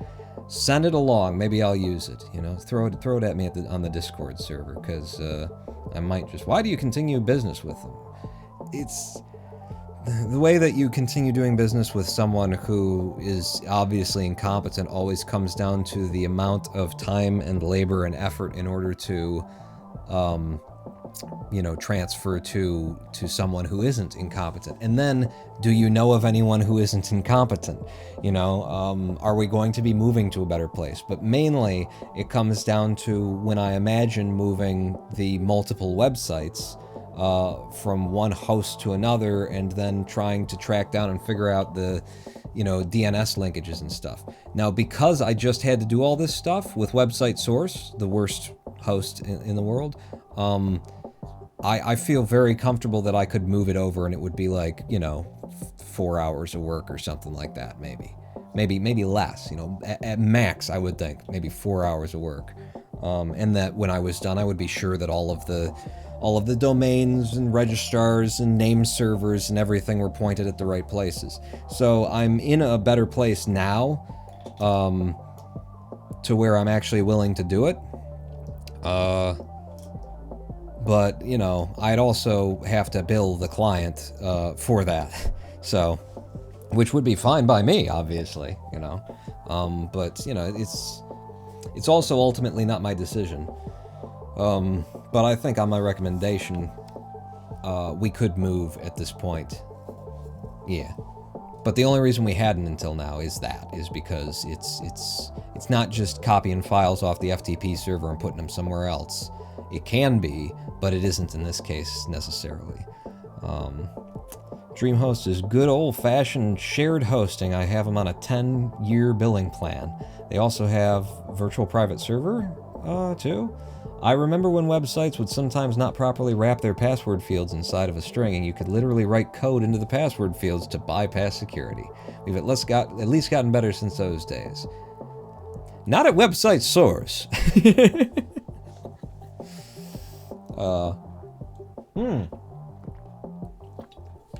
Another cute feature of website source. I invite you to go to websitesource.com. Click on, in the top right, click on their login field. See how many different access points they have as a web host. They are a web host. See how many different access portals in order to get into websitesource.com. There are 4. You click on the login button, and then you have 4 options. Where do you want to log in? Do you want to log into the side where your domain, transfer options are? Are you using an HSphere old school website control panel? Are you using a Plesk control panel? Would you like to log into... I can't even remember what the 4th is. There's 4 of them. 4 login portals, which is just great. You're running a web host. What is the relationship between website owners, website administrators, and website designers, developers, and stuff like that? People who are making the website, people who are taking care of the website. The relationship between these 3 groups of people has always been, which account is it again? What was the password to that one? And this one web host has 4 entry portals. You can have multiple usernames and passwords on the same web host to get access to the different portals. They have literally just bought and installed these different components for managing a server without having any understanding of how they usually work.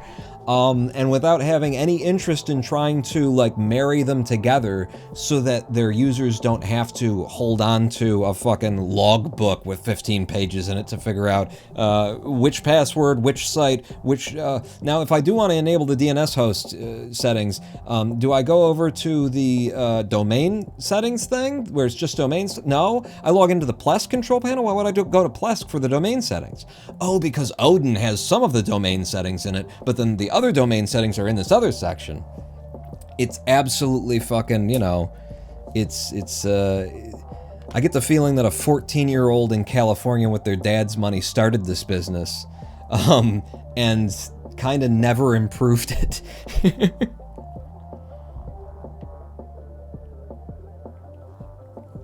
4 different systems implemented at 4 different times that don't interface together. Yeah, kind of like they're just downloading shit and installing it and saying, please give us money for it. But I mean, I didn't pick this server host when I came on. I haven't been on this project, so to speak, for a decade. But my client has, and they've been around, and it's I absolutely should just move him. He's now paid them for a year's worth of service, even though now we know for the year's worth of service we're only going to get 10 months and 3 weeks worth of service. The question would be, can we get our money back out of them? And I would go straight to the credit card company and say, they didn't give us what we were supposed to get. Refund the money. That's 1 year to get out. It's irrationally expensive too for just simple shared server web host. We're going to take a live stream break. We've done 1 full run, and we've gotten deep on two more full runs, and we've done that in just 1 hour and 52 minutes. And those, when I say we've gotten deep, that means that we were carrying good green time deep into the game until things went off the rails. So we're running good. We could see a new PB today. We could actually beat that number that I've got in the bottom there and take 3rd rank. It could happen right here, right now, by which I mean 7 minutes from now, because we're going to a live stream break. Stick with me. Don't go anywhere. Pawn not out.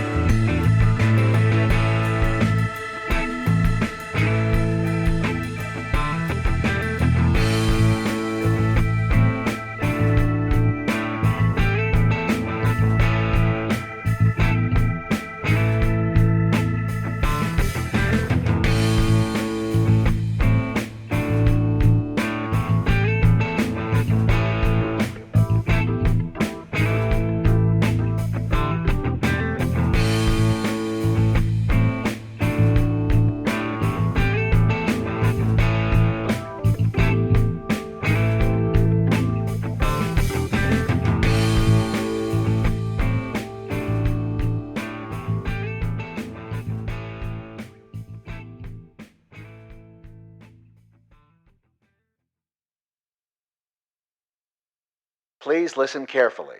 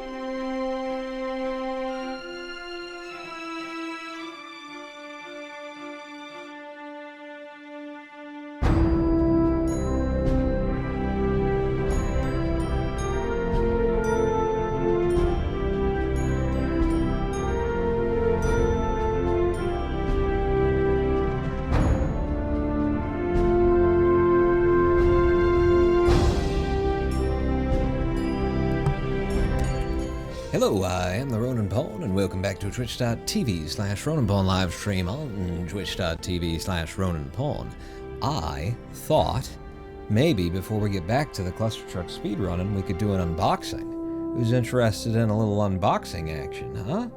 Where's the, like if I just went to the webcam here. Hey, I'm here, you're here, I'm here, we're all here, holy crap. I should really try not and dox myself. I mean, if I do, worst thing that'll happen is somebody really generous in chat will send me something in the mail. You know, not like a bomb or anything. But yeah, we got some unboxing that we could do here. So, number one, so this is just, you know, latest orders from Amazon, mainly things for the purpose of, ooh, we've still got some nice background music too. Might just turn that one up a little bit. Mainly for the purpose of doing laptop refurbishing on the side that I've been doing. Here we have ourselves a made in China mini heat gun. Mini heat gun, everyone. Pop this sucker open. So this is, you know, it's a glorified hair dryer, right? But you can use it to do heat shrink and stuff like that. It's supposed to get a little bit hotter than a glorified hair dryer here. It doesn't look like anything, I don't think. It's shaped is in fact it's called a heat pencil in the documentation that I've looked at. But there it is. Little black plastic heat collar around the actual metal heat collar that's in there, you know, just so that you don't actually touch it, kind of a thing. Looks just like heat pencil. Yeah, that's what it is. It's definitely, you know, it looks just like a heat pencil. That's all that is. It's just a heat pencil. It's definitely its intended use. Nothing else. Not another thing that I can think of anyway. So I got that. Why did I get that? I got that to use with this, actually, which is ChipQuick SMD 2914AX solder ... and -37 PB in 5cc syringe 15G. It's liquid solder. It's solder that melts at a lower point that's still in a certain form. This is for SMD, I said those letters. This is for surface mount soldering. And I've got some repairs to make to a laptop that are going to require some incredibly fine trying to put a MOSFET down where the last one exploded to give a try to. So you put this down, the solder, onto the spots where you want the solder to be, and then you lay the part down kind of floating in the pools of little solder water, and then you come over here with this thing and you heat it up, and then it actually like melts off the chemical that's in there, and you're left with what I believe is, what is it? It's 39% lead is all, you know, it's no big deal, really. It's safe. It's safe. My house is 39% lead, okay? I live in America. It was made in, you know, it was built in like the late 1920s. So the amount of lead that is in my walls in terms of in the paint is probably not healthy. It's probably not helping me or anybody else, really. Another thing that we got, all right, that I've already looked at, had a look at, is I got myself some sanding blocks. These are 400 grit sanding blocks, the intention of which is to be able to do some wet sanding on plastic, literally on the surface, on the tops of the laptops, depending on, you know, I'll do a little test area and see how it works. But you just take the scratches out that way. You take a layer off of the plastic, kind of a thing, and things look nicer. So that's 400 grit things. But what we could do is open this box. You guys want me to? You let me know. Are you interested in you know, an unboxing and opening up a box, or have I already wasted too much of your time? Do it says make it pies. That's only one vote. I'm gonna need more votes than that. Is it actually more wasteful of your time that I sit here, you know, conducting a vote on whether or not to do a thing?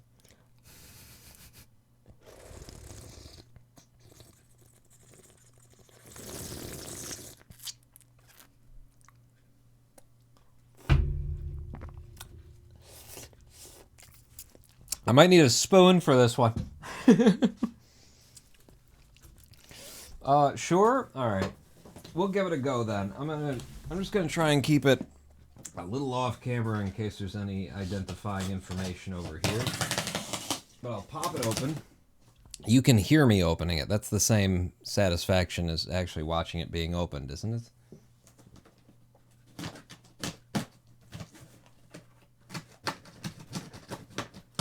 I didn't exactly think this through. I don't have any sharp objects with which to cut anything, so I'm using a guitar pick that happened to be lying nearby. Yep. Okay. We got it open. Let's see what's in the box, because I sure as shit don't remember what I ordered.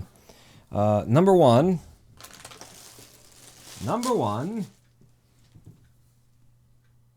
Plastex.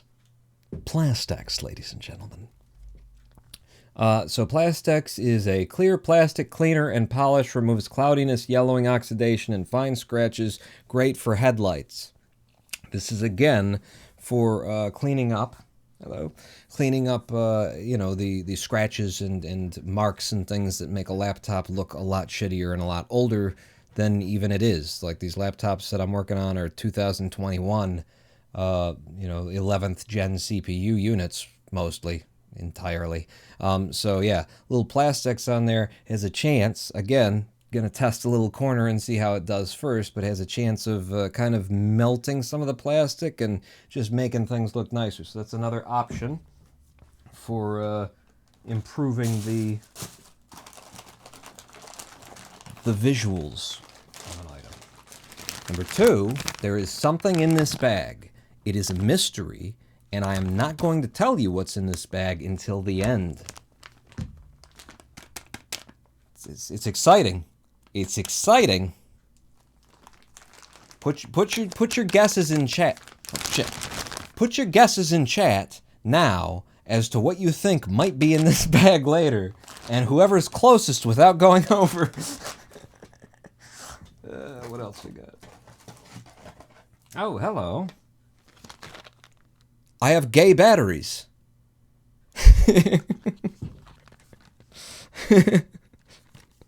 I got some gay batteries. I got 2500 milliamp hour EBL AA rechargeable batteries. I bought them in the multicolor specifically because the regular kind would have taken until March to get here or some shit. It was really weird. I went to order some, I just needed some rechargeable batteries for around the house, and like I had these in my cart, and then you get to the end and you're checking out, and Amazon's like, delivery date, January 29th to March 7th, and you're like, what the fuck? And then you look down and you find out it was the batteries. These ones were in stock and ready to go. Weird thing too, because like Amazon had multiple of those things in my cart, and then you go and look, and they are in stock. It says it's in stock, and on the same page, you know, look at the fine print on the right of Amazon's pages. You see the item is both in stock and it will ship in late February. Where is it in stock? In Shenzhen? You know, does it have to cross it? It's in stock somewhere in the universe. We'll call it in stock. What have we got here?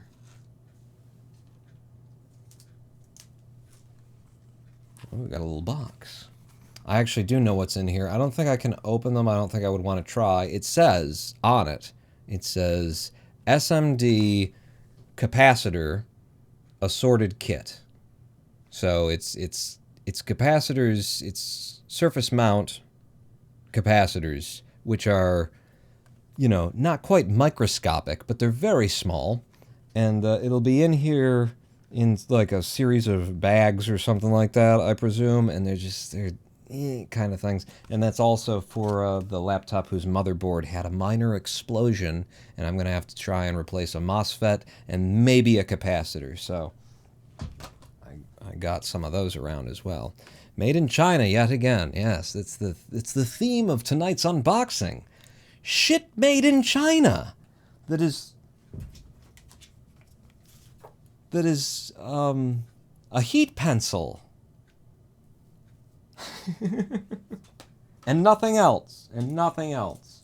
I don't know why I have a strip of, like, aluminum foil in here, but I do. Freebie! Thanks, Amazon. Ooh. Ooh? Holy shit. What do you think this is? What do you think this is? Hmm? Huh? This one's actually a mystery, huh? What do you think's in there? It's a 6-pack of all-purpose microfiber cloths. They have vacuum sealed the fuck out of these and pressed them into a solid. I mean, I can bend them. But I mean, that's. I did not expect them to come like that, and I suppose I should have in the modern era. if anything, I'm surprised that you know, whoever's manufacturing and shipping these, managed to, you know, it has like machinery that can seal this with an actual vacuum seal and hold it all the way here. That's the surprise to me. Because since it's all coming from China, as we've established, what the hell is this? Okay. I have a self-adhesive bumper pad pack from Gorilla Grit, apparently, is the name of it.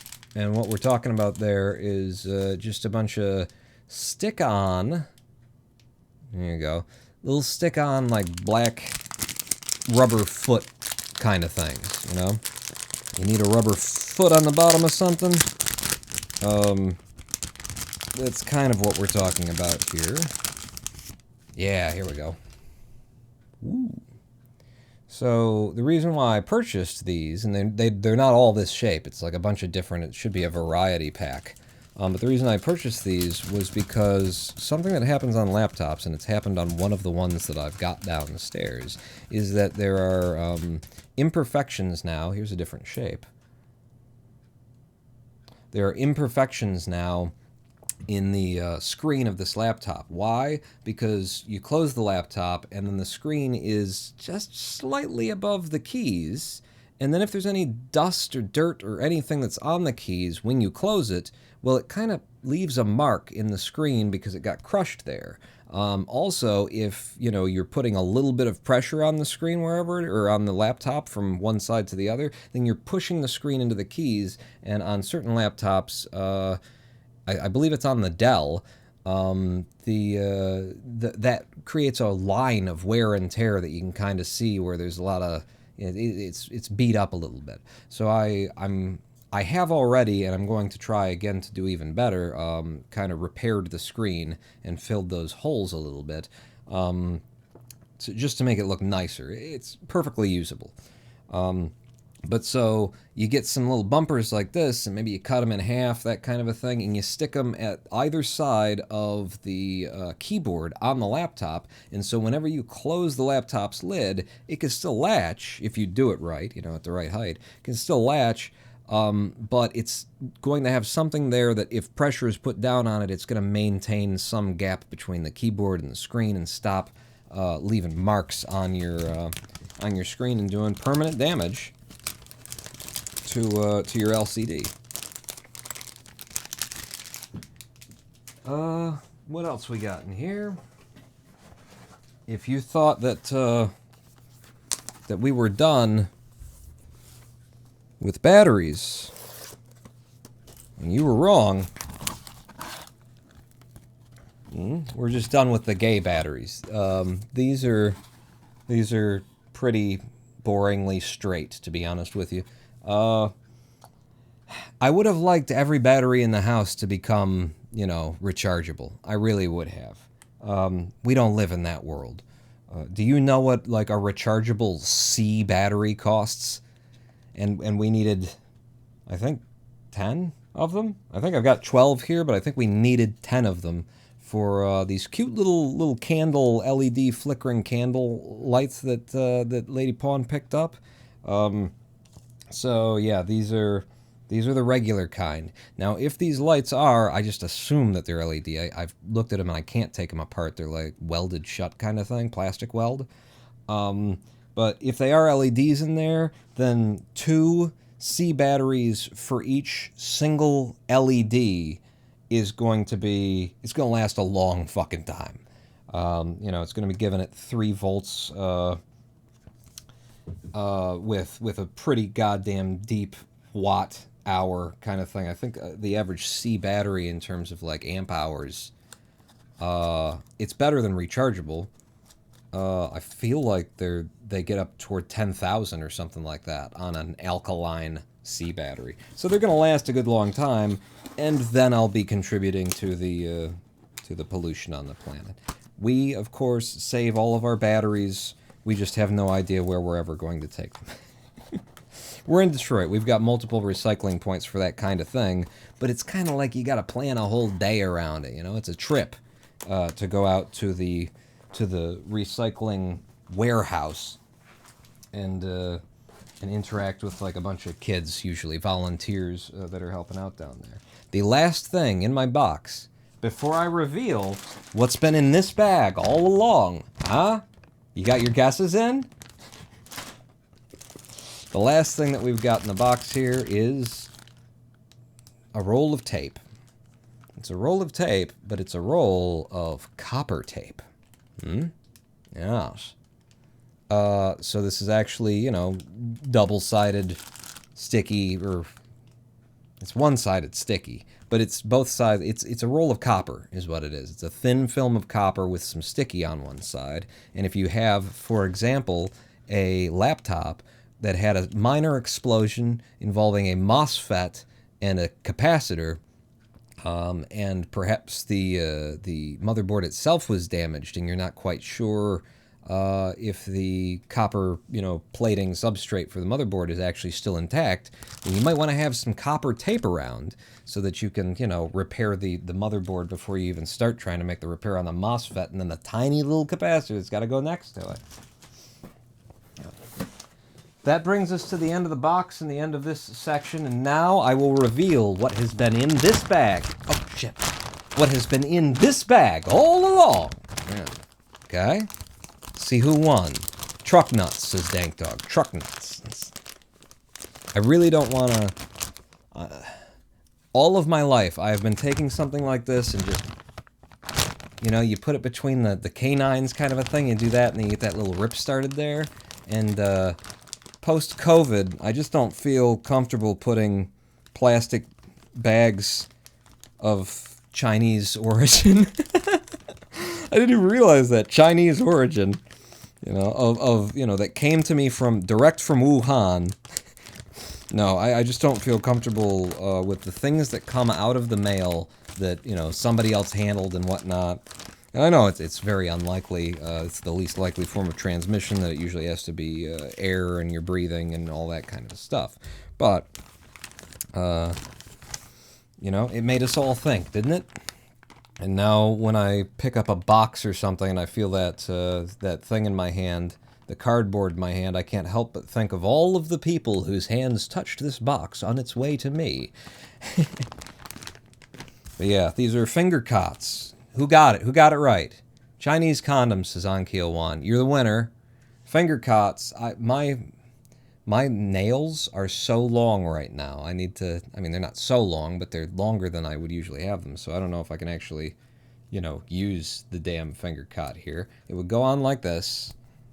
And it's... You put, you know, as many on as you think you need instead of putting on a glove. It's a little bit less wasteful than doing a glove, and also it doesn't, you know, you can have, what I'm going to do for like applying thermal paste, from now on anyway, I didn't have them when I did it this round, is, you know, put one on my thumb, one on my forefinger, maybe one on my middle finger, and then I can just go and do the manipulation there, and then any of the semi-toxic chemicals that I'm working with won't be directly on my skin. Also, I occasionally...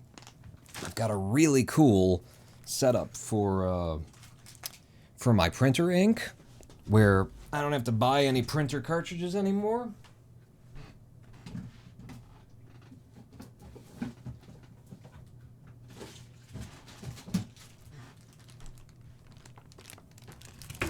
I highly recommend you look into, if you've got a printer, and probably if you do have a printer, then you probably don't use it very often. Why? Because it costs so much fucking money to use it, and it's always running out of ink, and you just find a way to live without the thing that you actually have, because the ink, right?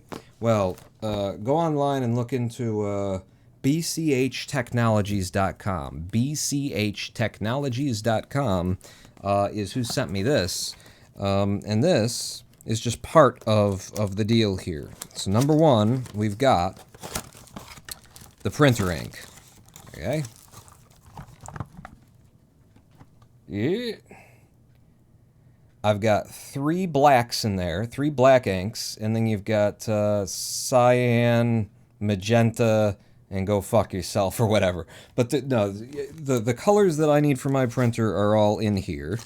And then it came with, you know, the correct number of, like, little syringes that you see in here. And I just use one for, you know, you don't repurpose them kind of thing. This one looks like it's the blue. It might be the black, though. Here's the red. But yeah, we've got red, we got cyan, magenta, something, and the other thing. Maybe it's just 2 blacks that come in here, because there's only 6 in it. Whatever. There's all of the ink. This amount of ink is going to last me my entire fucking life, I'm pretty sure. But the main thing is that they actually sent me, what I bought from them was cartridges.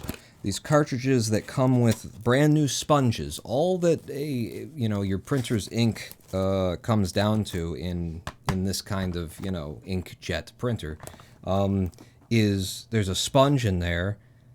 You are cutting off my circulation. There's a sponge in there that's got a bunch of ink in it, and that's it, really. You know, there's a little bit of circuitry in the cartridge, but that exists mainly to force you to have to buy more cartridges because it runs out of, you know, ink and tells you you're out of ink, except for you're not out of ink yet.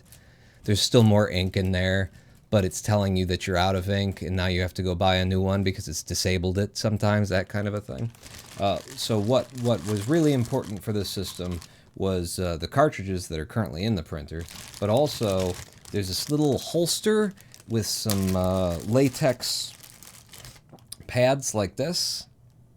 Little blue latex pad like that goes into this sort of print cartridge shoe. So I got a shoe there, and then this guy goes in here, and this is matched to my particular printer's ink cartridge. And I believe this would be the color one.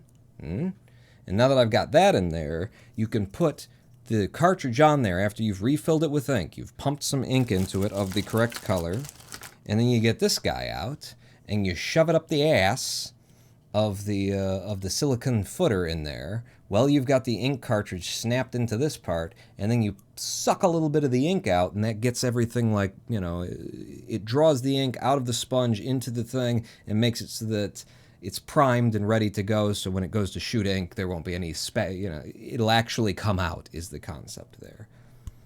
But this system has basically made it so that I don't think I'll ever have to pay money for ink again, and whenever I see something online that I think, oh, I'd really like to, you know, read that, but it's like a 100-page document,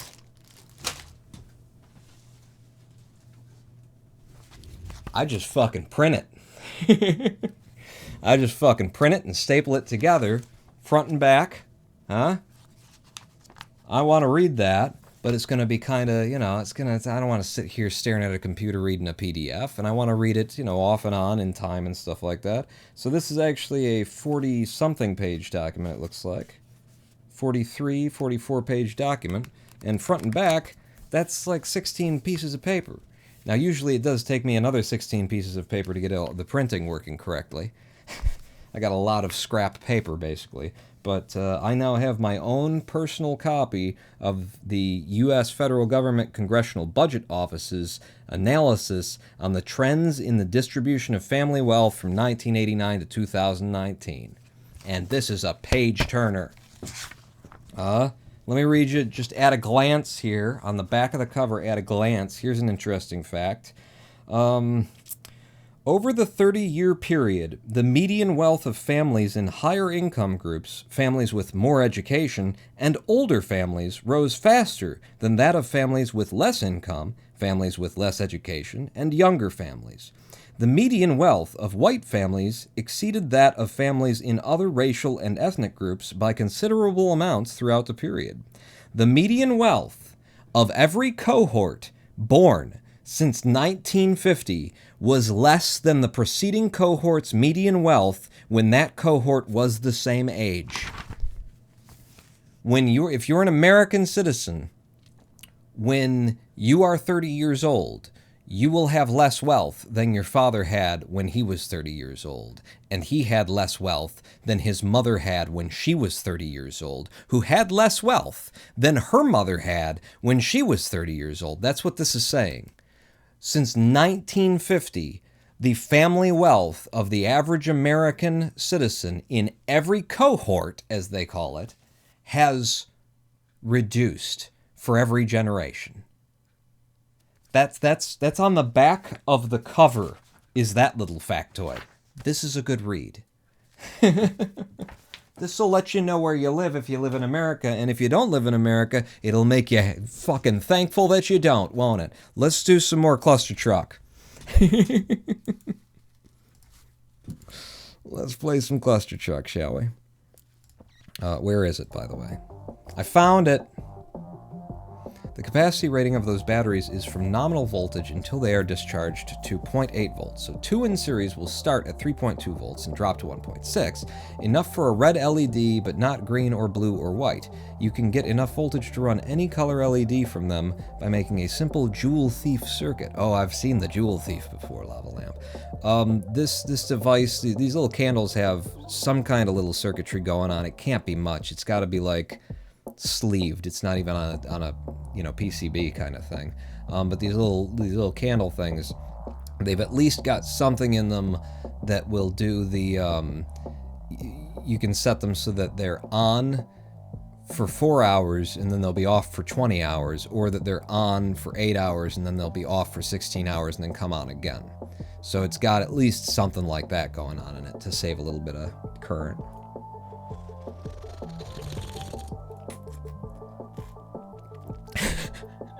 On the Edge says, they're not taking into consideration the wealth of comfort we receive knowing our corporations are fiscally secure and can be counted on for our daily needs. Yeah. Especially if we have some kind of crisis, and we'll know that our... What were they called again? God damn it, I never remember. Our, our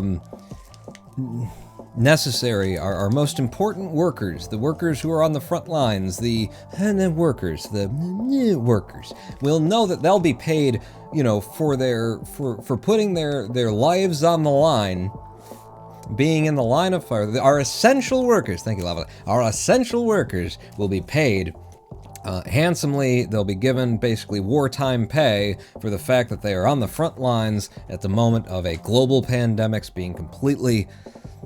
They got paid exactly the same? Oh, but they got free McDonald's lunches occasionally. Oh, well, that's the same thing as being paid for your time and you're risking your life and the possibility of taking disease home to your family and shit. That's the same thing. That's as good. A free Happy Meal? Fuck me. I don't need to be paid a living wage. I'm getting a free Happy Meal. Fuck it.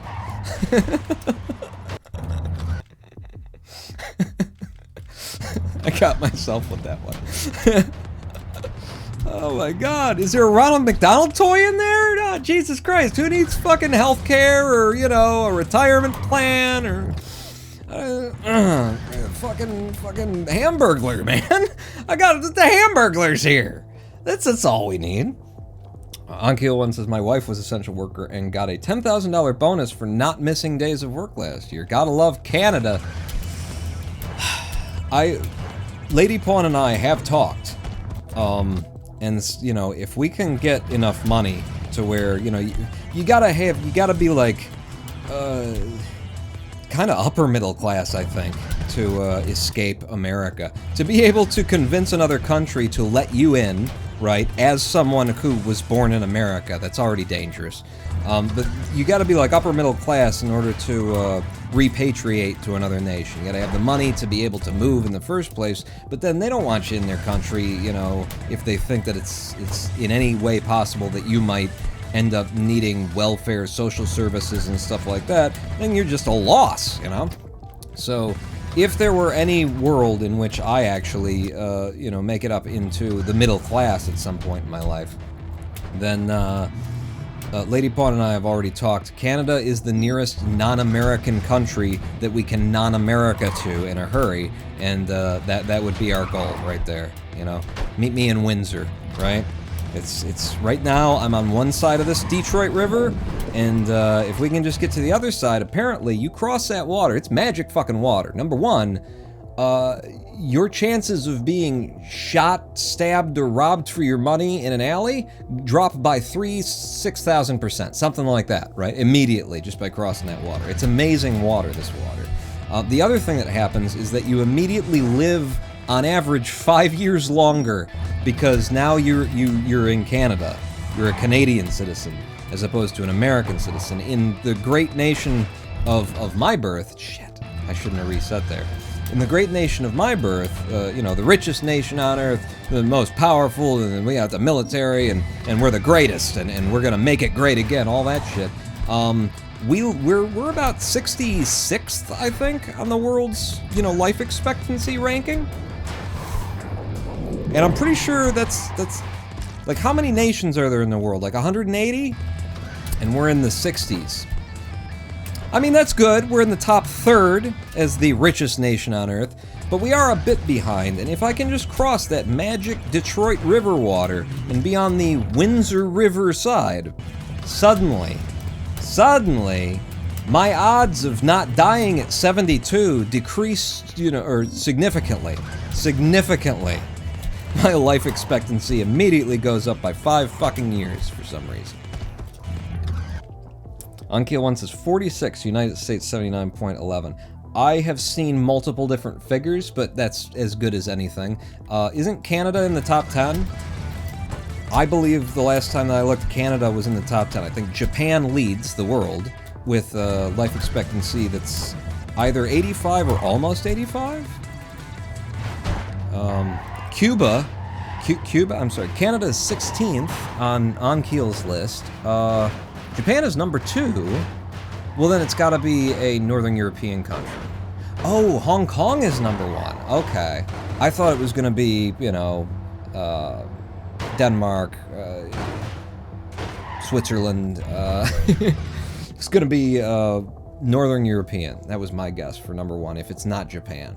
But I've seen a list where it was Japan was number 1, and I'm pretty sure America was down in the 60s.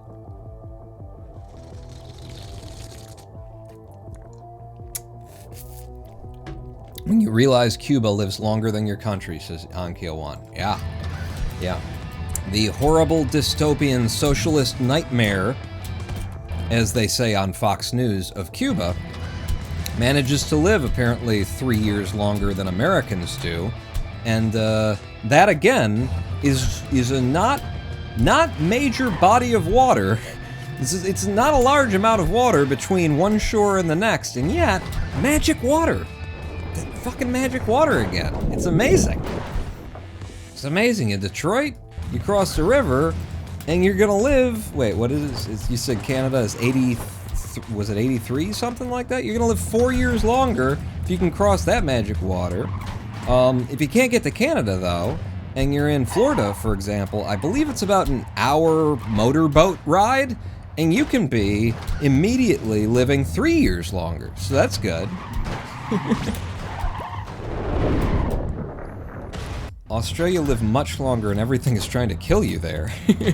Yeah, well, they're also, they don't take shit, you know, that's the thing. Everything is trying to kill them there, but they just kill it first, and they don't even think about it. It's automatic, you know? You see, like, a spider that's three times the size of your face, and you just, like, grab a baseball bat, smack it, and, you know, keep talking. You know, you don't even break stride in what you were saying to your girlfriend, you know? I'm just saying, you know, the way that these conservatives out there are, boom, they're just dead. Just keep going.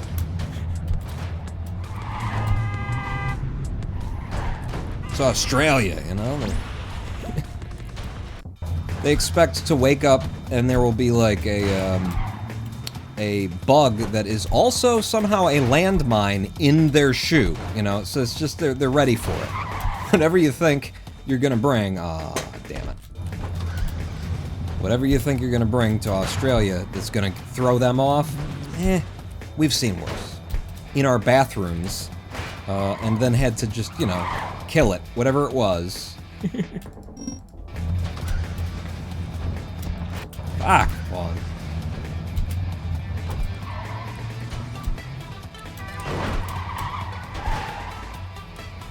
Yeah.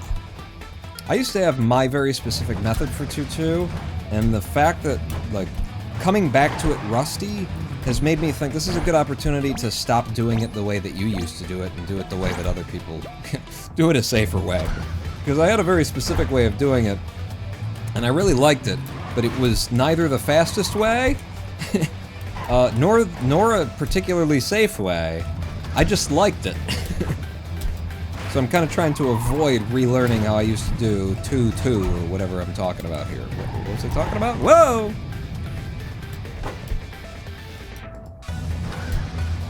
2-6. I'm not even trying for the nose in, go to the top, run over it. No, that ain't worth it. That ain't worth it. There's gonna be too much time loss when I don't get it and die. Okay, this is bad. Not where you want to be. Looks like it's gonna work out though. I'm at least gonna clear the level without dying. Hooray. I like 2-8 for the, you just get some momentum and then you hold strafe and the jump button and just go. I mean, you can do more if you delay it exactly correctly and do a run up to the last trucks and then you can go straight into goal. But again, what are you trying to, who are you trying to prove something to, right? When you could just do something like that, huh? 210, down, pop, in, up the side of you, little throw, gets me a little bit further forward. When I see that nose go up. Okay. Lands you before you get wedged into that crease at the bottom. Oh! Well, I've already lost any possible time save that this could have given me by trying to do this. By dying once. But I gotta keep trying it. I gotta keep doing it so I can get warmed back up on it. Oof. I am not doing the mega jumps well this time. And that just didn't work, so we might as well back it up, back it in, let me begin. I came to win. Battle me, that's a sin.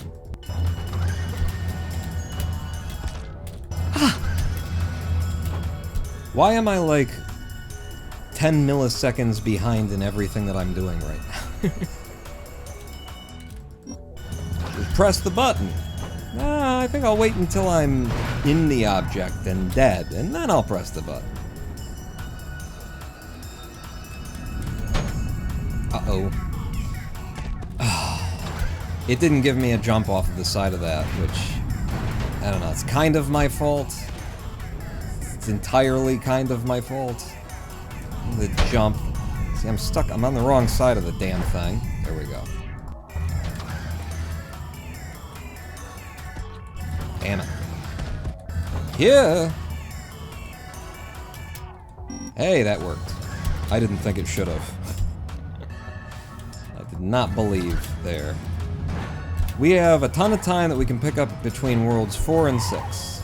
It's just that we've already left, like, a stupid amount of time on the board where I should probably already reset. Yeah, we're too, that's, why carry all of that time waste, and we'll just be gaining back what we lost when we could be gaining what we gained, you know?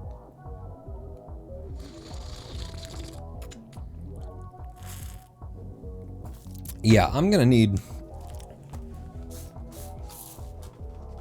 a spoon for this drink. Give me a second. I'm gonna grab it.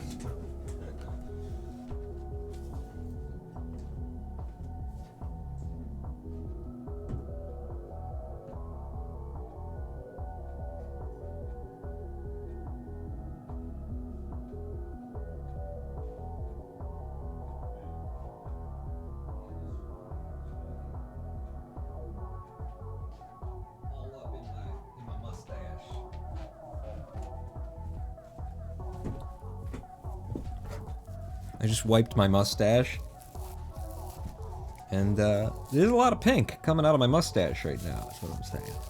I got a very thick smoothie right here, and a very thick mustache. But now I have a spoon for the mustache, or for the smoothie. I'm not sure, one or the other. All right, back in. Get a little bit more comfortable in the chair, Pong. I didn't feel like if that run had taken off that I would want to sit in exactly the position that I was in for the next 20 minutes. So that might be one of the reasons why it didn't work out, because I just didn't want it to. You, nice, beautiful, with a 7-7, I can deal. Nope. Whoa! And no. I tried to make it work. I really shouldn't either, you know? It's 1-3. Just reset. Do it again. Start over. You've lost precisely 20-something seconds of your life. Don't worry about it. Just reset. Eh? I'll work for it.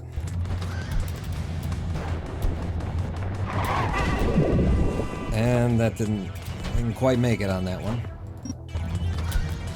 I feel like I can absolutely lock 1-3 in. I just gotta spend some more time with it. De-rust a little bit, specifically on 1-3, and then I can lock it in and be getting that low 6-second clear every time. Ooh, this is really tight. And then I screwed it up at the end. Every jump was just really on the verge of complete failure. It's one way to do that. Guarantee that you get through there. Very nice. Very nice. Thank you. Yeah. Bastards. I guess I'm just not getting low enough on some of these jumps. Okay, eat my jump. That's fine. I didn't need it. I didn't need that jump. And... anybody? Ha! Bitches. That's right. I just got a 16.5 second 1-9. What did you do with your life today? And didn't consider it a reason to reset. Let's just roll on, baby. We roll on.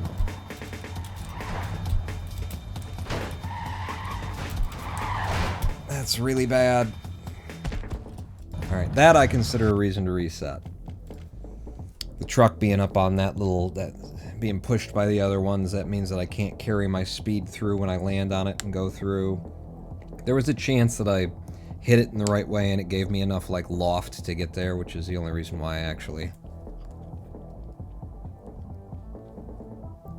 It's so cold. Why I actually tried to keep going on it. Oh, come on! That was gonna be probably my fastest 1-1 open since we came back to the game. That last jump just didn't... I guess because I was trying to get low. Trying to... Nope, it's because it stole my jump just like it did right there. I bounced off of the top of the truck in such a way.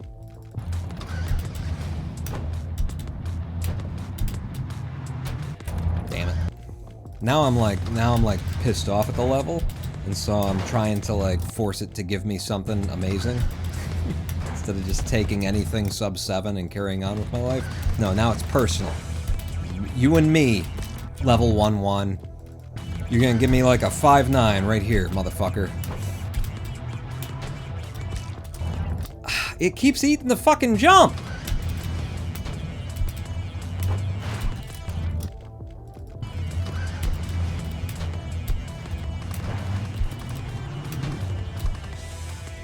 Which encourages me to stop trying to get low, because it's eating my jumps. Thank you for that, thank you. Alright, I'm gonna tell another story before I get angry at the game. So here's another story that happened recently, alright? Once upon a time, in Pawnland, in Pawnsville, Pawtucky, Pawnasoda, Detroit. Once upon a time, I had a massively successful, for me, video that got 65,000 views, which was about George Santos. It was a very Saturday, like old school Saturday Night Live style comedy video, 13 minutes long, about George Santos, where I basically just pretend to be George Santos, and then all of the bullshit that he has claimed of himself and others, I then say it. Pretty simple comedy technique there. When you've got somebody like Santos, you don't really have to work that hard for it. So once upon a time, I had a video that got 50,000 views overnight and ended up getting about 65,000 before the algorithm said, alright, I'm done with you, and spat me out and threw a rag at me and said, wipe your face off, honey. So yeah, I had that video, and then one day, like 2 weeks almost after the video had been released and had been such a success, I looked over, I had a look-see. Yeah, I could have writ him out. I log into my YouTube studio, dashboard there, and at the top right, there's an area where it's like, here's some suggestions we have for you. Holy fuck, look at this. I'm gonna land and then go out. Here's some suggestions we have for you, and amongst the suggestions was, what if you monetized your latest video? That would be a good idea, huh? You should fully monetize your latest video, is what the automated system was telling me in the upper right of my YouTube dashboard, which was weird to me, because I'm going, YouTube, I definitely fully monetized that video, silly YouTube. You're not correct. It already is monetized, it already was monetized, and I've already made, off of 60,000 views on YouTube, I've already made my $170 or something. Really getting rich over here off of YouTube, we are. But yeah, silly YouTube, it's already fully monetized, I say. And then just to be sure, I click over onto the content button, where it shows me the state of every video. And wouldn't you know it, limited monetization is what it says there. It says it's not monetized. And I hover over the limited monetization icon and it says, your video has been found not suitable for all advertisers. It is still making money via YouTube subscriptions, so people who watch it who have a YouTube subscription so they don't have to see the ads, I'll still be making, something off of those, which will be, the way that works is it's a percentage of how much time you spent on pretty much every channel on YouTube that you watch in a month. So I will be getting, at most, if you watched the whole video, 13 minutes worth of a percentage of money from YouTube subscriptions from here on out. Now, I have already made my money off of that video. It's not like I lost the less than $200 that 65,000 views is worth on YouTube. I got that. But after that, they came in and they changed the setting on my video to limited monetization. They had decided that my video was not suitable for all advertisers. And, shoot. I looked at what's their reason, because you can actually pull that up and find out what it was. It was a human reviewer who did this. It wasn't an automated AI system. It was a human being who has a name tag and works for YouTube. Made this decision that my video could not be fully monetized because advertisers would be offended by it. Yeah! Got it. First try. Beautiful. It turns out that the reason that's stated there, okay, is that I had profanity in the first 7 seconds of the video. That's the reason, is that I had profanity in the first 7 seconds of the video. Or, okay, there's another reason. It might have been, because they just kind of select a reason, but it also said you had profanity in the first 7 seconds of the video. You, let's see, what else? You had profanity in the thumbnail, you had profanity in the title, or you just had a ridiculous amount of profanity all the way through the fucking thing. It was a profanity thing, alright? And specifically, what I'm looking at is it's saying in the first 7 seconds. Now, I don't know if you've seen my George Santos video on YouTube, but I don't curse in it until 8.5 minutes in, and then I say the word shit once. So the profanity thing didn't quite figure. So I requested an additional review because at that point in time, what I'm thinking is a conservative, someone who likes to vote for people in red ties, a GOP kind of a person who works for YouTube, saw my takedown of the GOP's latest open fucking liar, George Santos, and decided I'm just gonna take this offline and I'm gonna say that it's for whatever reason happens to be nearby, because there actually is no reason for why I could possibly take this down. It's absolutely, you know, ad viable. It's completely within the guidelines. That's what I'm assuming at that point. So I request a supervisory review of, you know, why, in God's name, my video would be pulled. And what I get back, meanwhile I'm actually talking to YouTube on Twitter. They're actually responding to me, which is unusual. Rainbow, rainbow, unicorn, rainbow, rainbow, flower. Edited for YouTube. Thank you, Jermaine. But yeah, I'm actually talking to Team YouTube on, you know, on Twitter. They actually responded to me, which was a shocker. Yeah, pop, pop. Into the side. This is a very tricky level. I'm pausing my story until we get through it. Jesus Christ.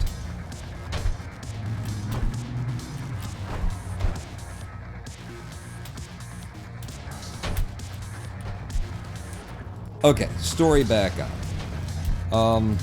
So after, you know, some amount of time, son of a bitch, I've gotten the timing wrong here, so I just have to walk it out. After some amount of time, I get notified on Twitter by Team YouTube, that my, fuck, I couldn't remember what the timing is here. That my video has been reviewed, and they've decided, no, I can go fuck myself. That the video is still going to be demonetized, or is still going to be a limited monetization. It is not advertiser friendly. And I say, what? But your reason for demonetizing, or for limited monetization, was profanity, and I can show you about, I don't know, every other video on YouTube where all of the dirty words are said like 7,000 times more in the course of 13 minutes. I said the word shit once. What could possibly be your reason for demonetizing? And then I go and look on my dashboard, where this time, they didn't do it the first time, but this time, they've left a indicator of where the problematic portion occurs.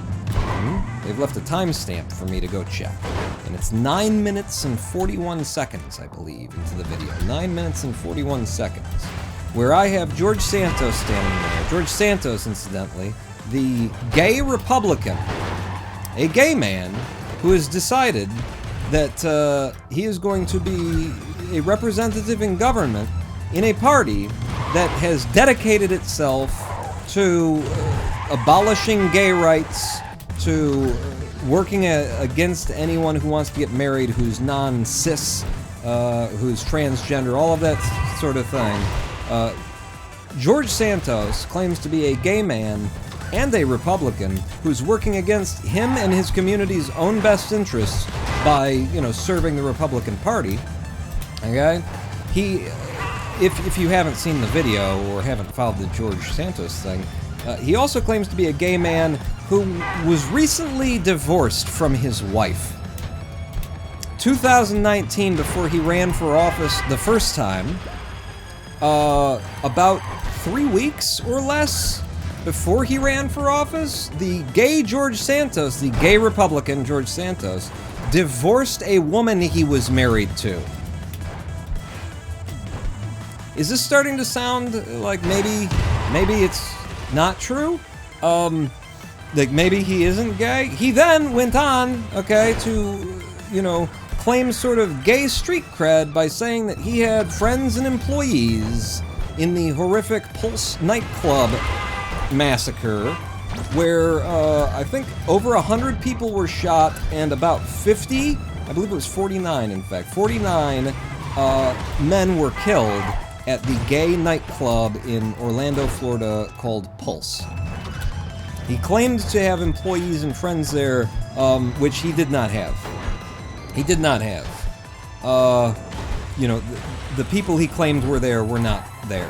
Which is a little bit, I don't know, I don't know, you know, how you would feel if your family members had been shot in a bit of a massacre, and then some guy running for office comes around and says, yeah, I lost people there too, it was tragic, and then it turns out he was willfully and knowingly lying. I don't know if how you'd feel about that in general. If the same man who was claiming to be gay also told you that he wanted to be a representative for the Republican Party, and that he had divorced his wife back in 2019, minutes before he started running as the only gay Republican in the universe, I'm not sure if you'd believe him or not, and you might even start to think that he's actually one of the oppressors of, you know, gay politics, the gay voice. That he is one of the people who is silencing the oppression of gays that's going on out there by pretending to be someone who's been oppressed while being part of the party of the oppressors there, kind of a thing. You might think that this guy is a son of a bitch who needs to be called out on that. And then you might make a 13-minute long video about him doing exactly that. You might even make him look, you know, homophobic, right? You might even make him look homophobic because, I mean, with all the other things that he's done and all the other injuries that he has caused to the gay community just by his behavior, you might, for the sake of humor, make him look even worse. You might take the language of the oppressor and use it, put it in his mouth to make the point that he is the oppressor. You might do that. And so you might write a line where for a minute in his little script, in his little dialogue, he forgets that he's supposed to be pretending that he's gay, and he instead of, you know, saying gay people or LGBTQ or anything like that, he instead says, and the fags. He instead uses the language of the oppressor. You might do that. And if you were to do that, you might have 360 comments on your video in which not a single person was offended, not a single person misconstrued the intent, that in fact everybody's saying how much they laughed and how much of a piece of shit this guy is, and nobody's mentioned at all the use of the word fag because it was perfectly in context. It was the perfect use. If you're going to use the word fag at all in your life, then this is the time to shove it in George Santos's mouth to show how much harm he has done while claiming to be gay to the gay community. And then what you'd do is you'd get a notice from YouTube that because you used the word fag in that context, they think that that would be offensive to gay people and would drive off the advertisers. So your video is now limited monetization. Have a nice day. In other words, what YouTube would do is they would claim that the video that is supporting gay rights openly, actively, at the end of the video, I've got a whole section where I point out that George Santos is,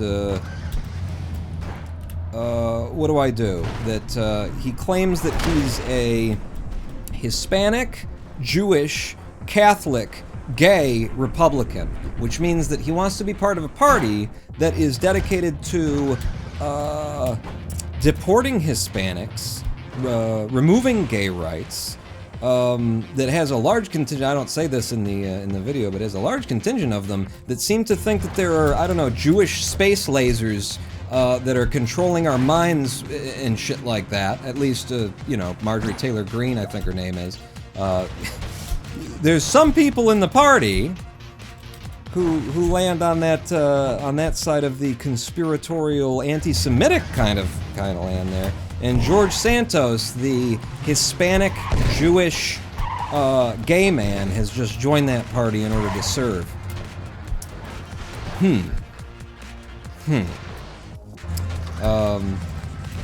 So yeah, basically what you end up with there, where I'm going with this, is that what YouTube has done is a very Republican-y kind of a thing. They've claimed that the reason why they're going to deplatform my video, you know, why they're going to put it onto a monetization list where the potential profit is less, which means that the algorithm is going to value it less, which means that it's not going to share it with other people as much, which means that not as many people are going to see it, which means, you know, that not as many people are going to see it, as well as it also means I'm not going to make as much money off of my own work. All of that, they're going to deplatform my video because it could be found offensive to gay people when it is literally a left political voice speaking on behalf of gay people, you know, speaking for gay rights, and their argument for why it needs to be silenced, why it needs to be deplatformed, why it can't possibly be acceptable, is that it is the exact opposite of what it is, which is a very Republican thing to do. I don't know if you've noticed or not, but they like to figure out a way that makes no sense, but somehow they still get away with it, where, like, Martin Luther King, they'll quote him, and they'll do so in a way that they're suggesting that he was against reparations. You know? That he led 1 million men to the steps of Washington.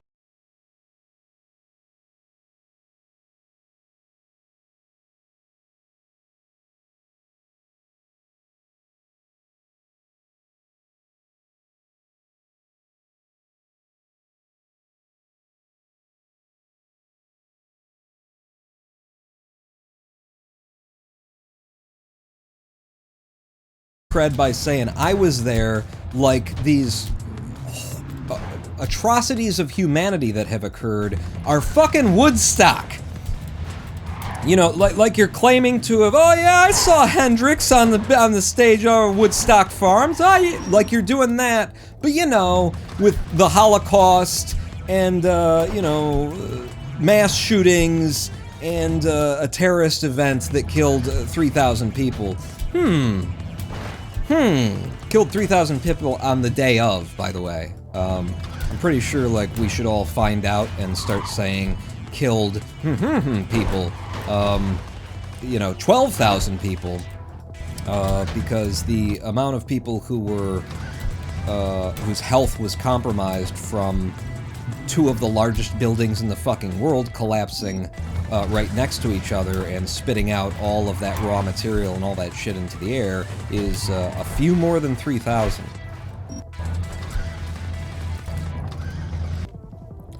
Hello Cody ECSL, first time chatter, how you doing? Oh, did Comcast drop me? We are losing, yeah.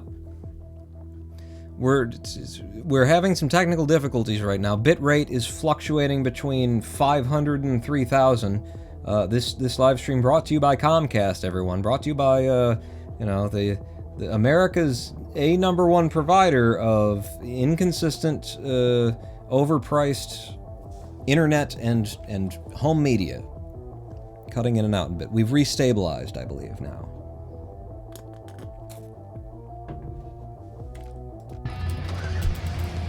But yeah, so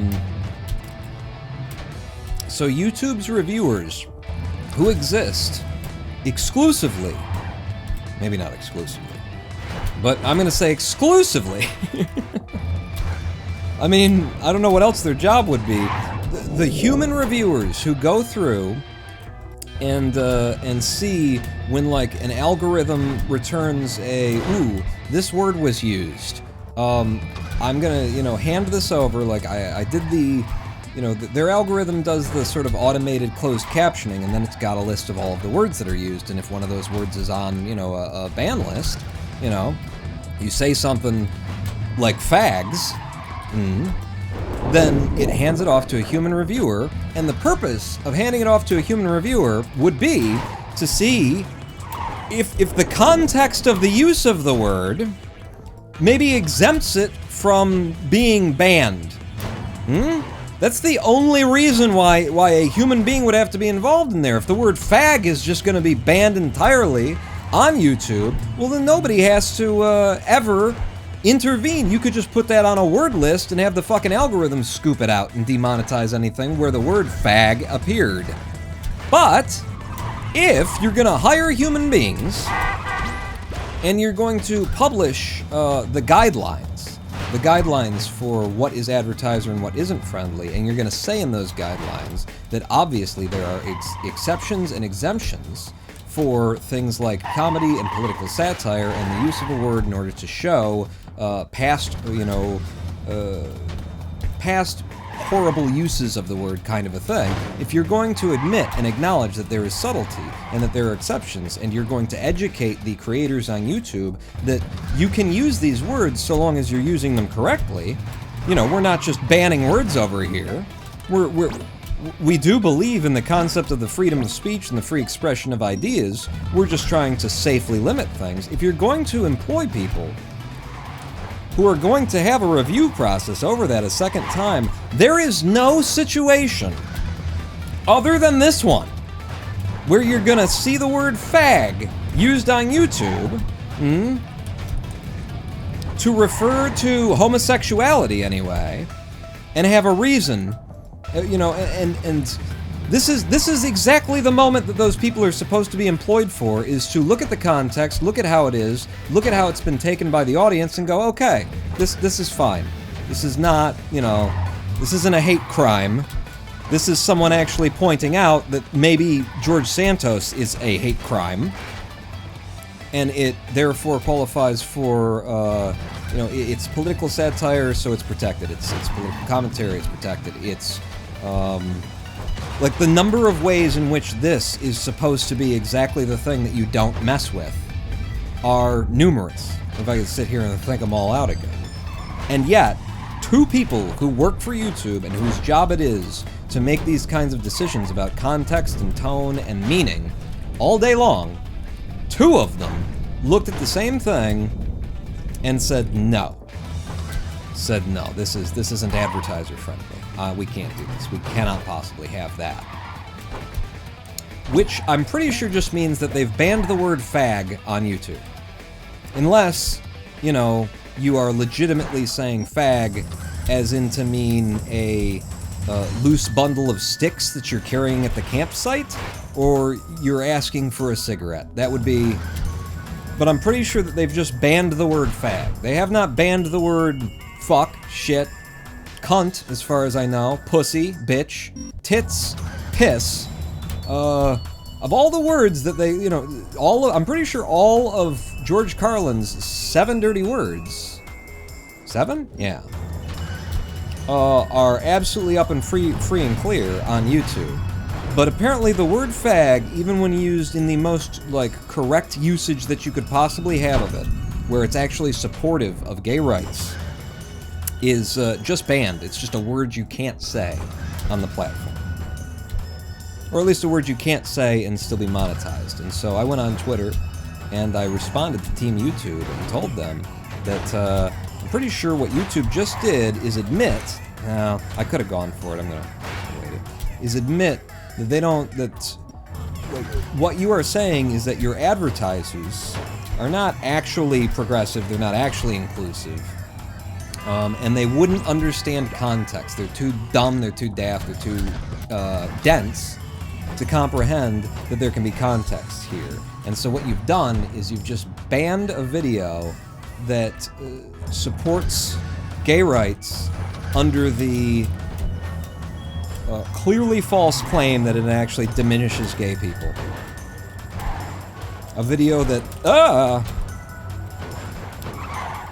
criticizes a man who is actually diminishing gay people from a position of massive power in the United States House of Representatives.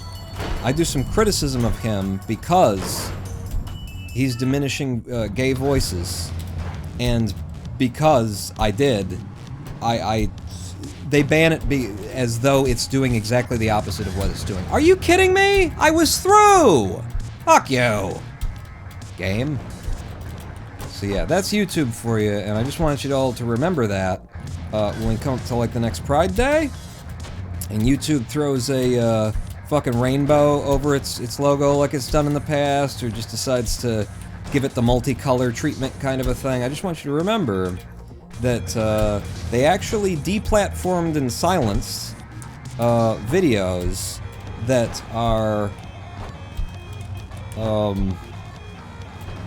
are genuinely progressive and that are supporting and that are trying to take down the fascist motherfuckers who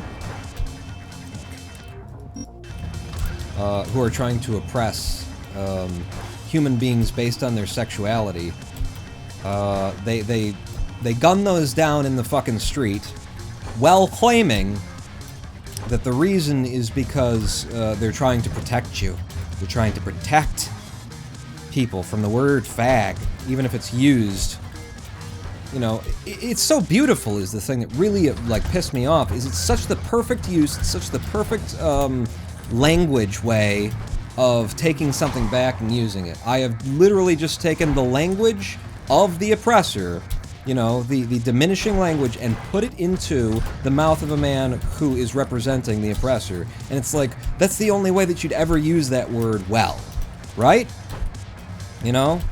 It's like you're not taking back the word, you're turning it around and you're showing what it is, and you're making sure that the person who's using it is the person who's using it. Maybe YouTube is just very, very against smoking. That could be true. Have they banned, like, clips of Tucker Carlson? I sure hope they have, because Tuck seems to be actually, seems to have gotten a paycheck from Philip Morris at some point recently, is what I hear on Twitter. I don't watch that shit, obviously. But, I've heard on Twitter, I've seen clips of, Tucker trying to, like, straining reality to try and shove in what is basically an advertisement for the tobacco industry into his show.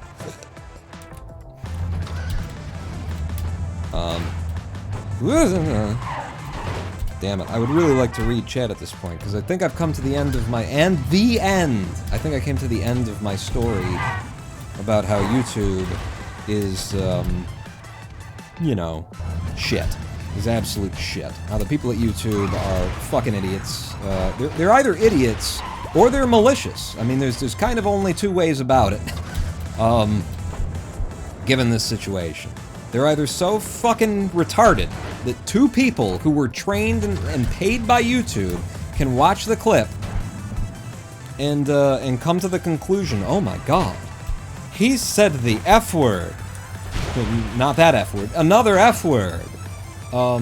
Without considering the context, when their whole fucking job is to consider the context. Two people have been trained by this company either to just, you know, and they're just that stupid, okay? They got the training, but they're just that fucking idiot, that big of idiots. Which, what does that say about the people who hired them? Or, they're actually malicious in it. They're actually saying that they think that their advertisers, okay, aren't really, they're not really progressive, they're not really supportive of gay rights or gay issues or non-cis, they're not really supportive of any of that shit. They're just kind of doing it because it's popular right now and it can get them some free advertising.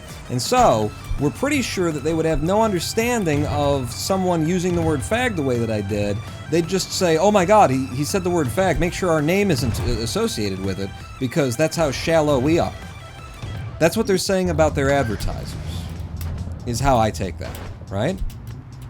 Which I think is, which I believe to be true. You know, I don't think Eminem gives a goddamn about fucking, you know, gender issues or sexuality or anything like that. I think they just, they like free advertising. And, so they keep, like, triggering the fucking conservatives in order to get some more free advertising off of social media. I don't think they give a shit, one way or the other. I think, if it would make them more money to, No. I think if it would make them more money to be, you know, on the side of the fucking Tucker Carlsons and stuff like that, I think they'd print shit on the bag that opposed the union of two people of the same sex, you know? They whatever they need to do to make money, I think, is how they do it. I just think that YouTube sort of got caught evidencing the quiet part out loud there, you know? Because what they've shown in how they've handled this situation with my video is that, end of the day, what's most important here is money, and we don't actually think that there's money in being truly progressive.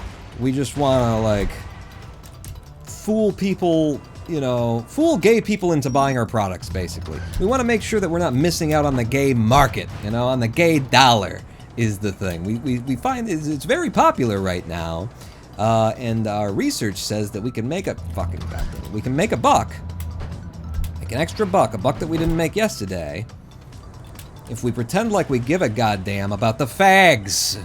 You see how I use that right there? Yeah, because I'm putting it in their mouth while they're being homophobic and shit. Or while they're just not caring about the oppression of human beings based on, you know, their sexuality and sexual identity. That kind of thing. That would be the correct way to use the word fag, wouldn't it? But on YouTube, there is no correct way to use it. Because they're either too fucking stupid to understand, or they're actually on the other side, you know?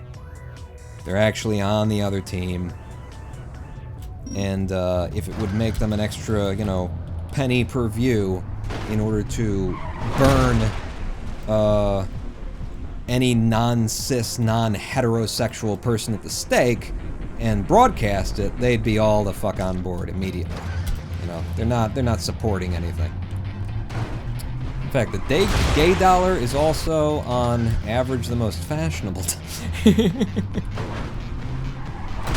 Let me go, for fuck's sake. I'll get it right this time. I swear I will, Ma. I swear I will. That's in. Thank you.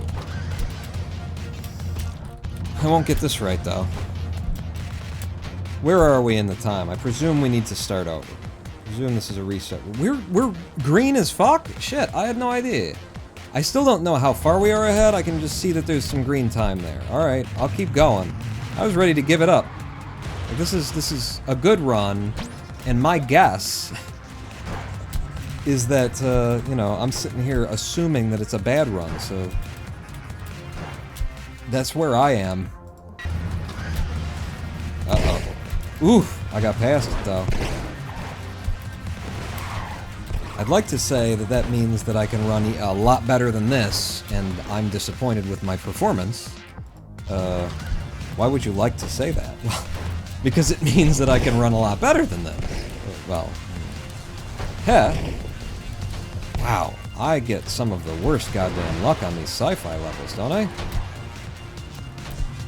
just get up here and wait. I'm gonna jump from in here. I'm gonna try and control this.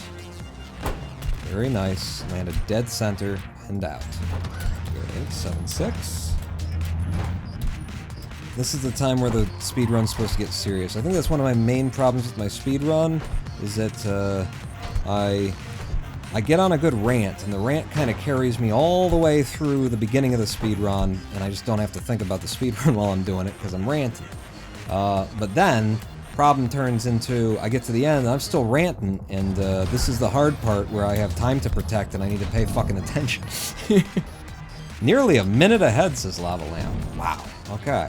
Well, that's what I'm looking for, is 1 minute of time save to take third. Gotta get it, Juan. Gotta get it. Don't throw it away. Here you go. It's a long level. These are all long levels in sci-fi. You can't slip up on these. Okay. Watch some explosions there. And go.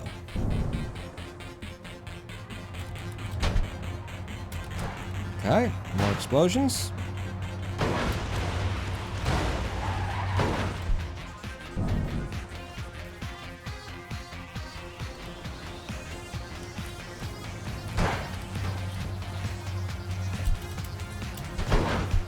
Beautiful, nailed it. And we're up and in. God, I wish I had a method for this. I feel like maybe once upon a time I did. Fuck. I think this one's safe. Yep, and we're out. Okay. But whatever the best method I've ever had for that was, it was never safe. It was only kinda safe.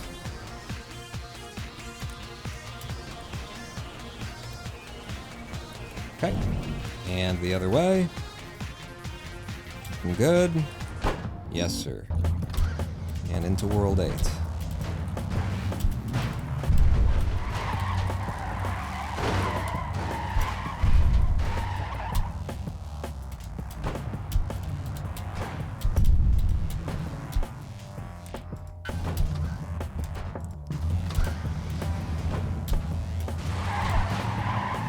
Uh-oh. Okay, just land this guy and keep going. You're fine, you're still on course. Beautiful.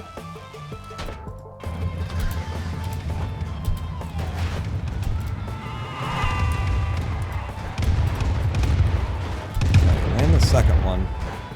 Do a short hop, and then a big hop, and then just go. Beautiful.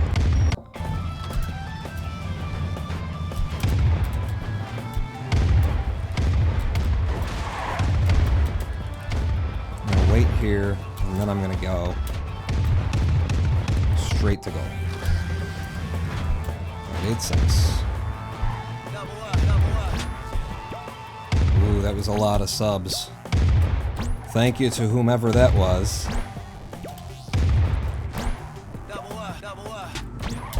Yeah, they're gonna be coming in for a while. Was that Mephistopheles? No, it was Lolo?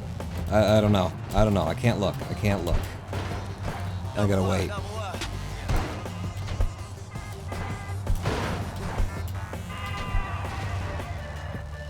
Okay, one of these three, make it across. Wow, nobody made it across the way that I expect them to, but we got one. We got through it anyway. Shoot, what am I doing? You're effing it up. Yeah, I am. Okay, good landing. Good landing. Oh, he did a friggin' wheelie on that level. Okay, I'm not risking anything. This is going really weird. Reset you.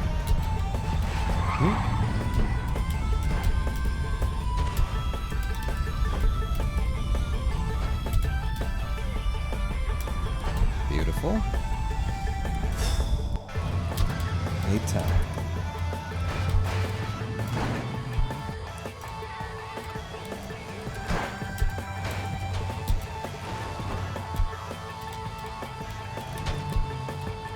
Go for it.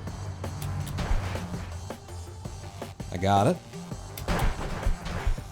Nice. Into the final level. 1, 2, 3. Hell.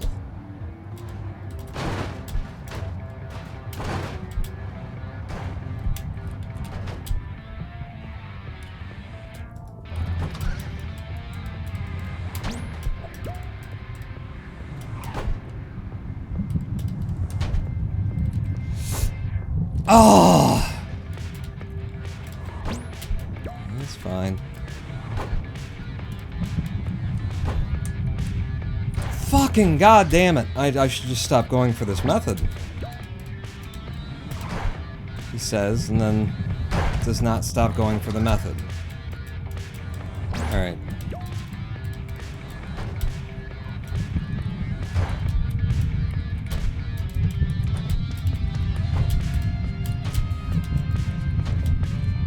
Slow way in. 9-3, be kind. Yeah, that's pretty kind. The level was kind, but I had to push it. Because we lost some in 9-2, I wanted it back. And now the level is not being kind.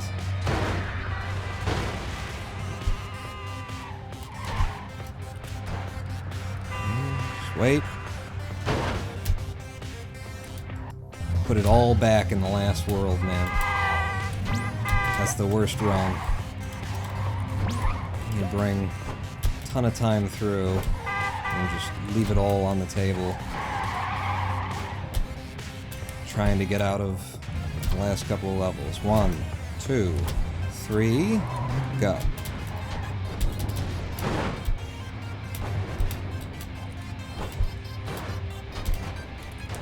This will do.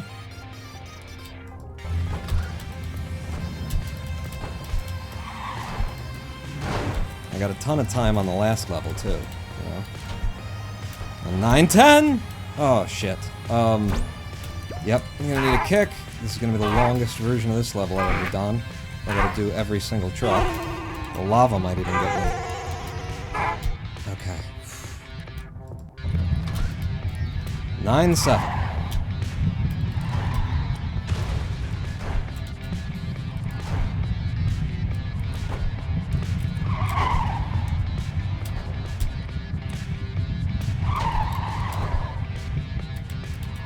Keep going, and I will ride you all the way in. Thank you. Holy God, look at how wobbly that was. This one's very upright. Fuck, that last one. Why is it always gotta be the last one, too? That was undodgeable. That was undodgeable in the position that I was in. I just would have had to not be there, or it not be there.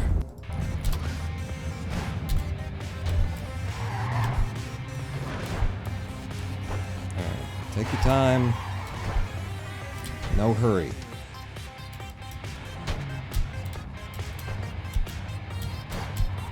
Uh-oh. Just wait. And go. Alright, here we go. Last level. First try at Pawn.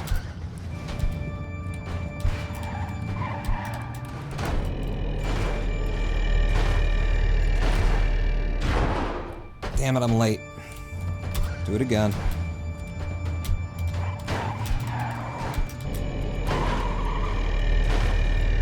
Shit. Ah, just reset. That was just, I wasn't, you know, I didn't fall off to the right when I wanted to, right to the left. Okay, we're good. We got it. 3 tries.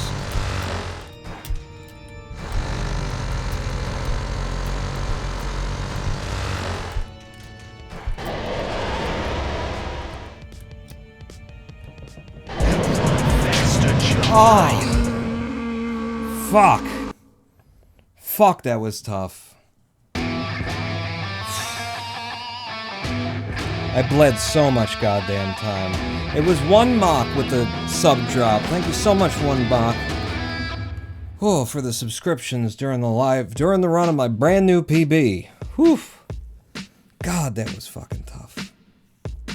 I bled so much in World 9. We didn't take 3rd place, but I'll tell you what we did.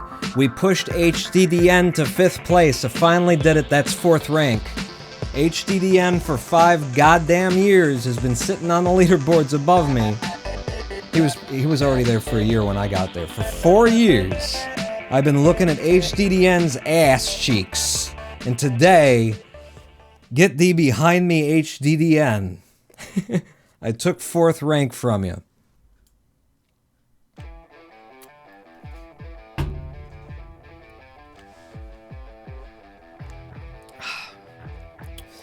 One mock gifting 5 tier 1 subs in the middle of the run.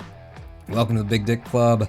On to Edge, Brad 5100, Mephistopheles, SSBM, Lolo 5689, and Piggy Bow 42.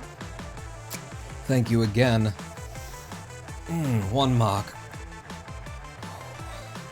for the subscriptions for the channel subs. I told you there's an easy 1-minute time get here. What did we actually get here? We got 30 seconds, 32-second time save there. And I was just bleeding. Came into fucking hell. 9-1, 1 minute ahead. 9-2 fucked me so fucking hard. And we still managed to take back time and then lose it again. And then take it back and then lose it again. And then take it back. World 9, man. And it wasn't even 9-7. Look at this. Look at this.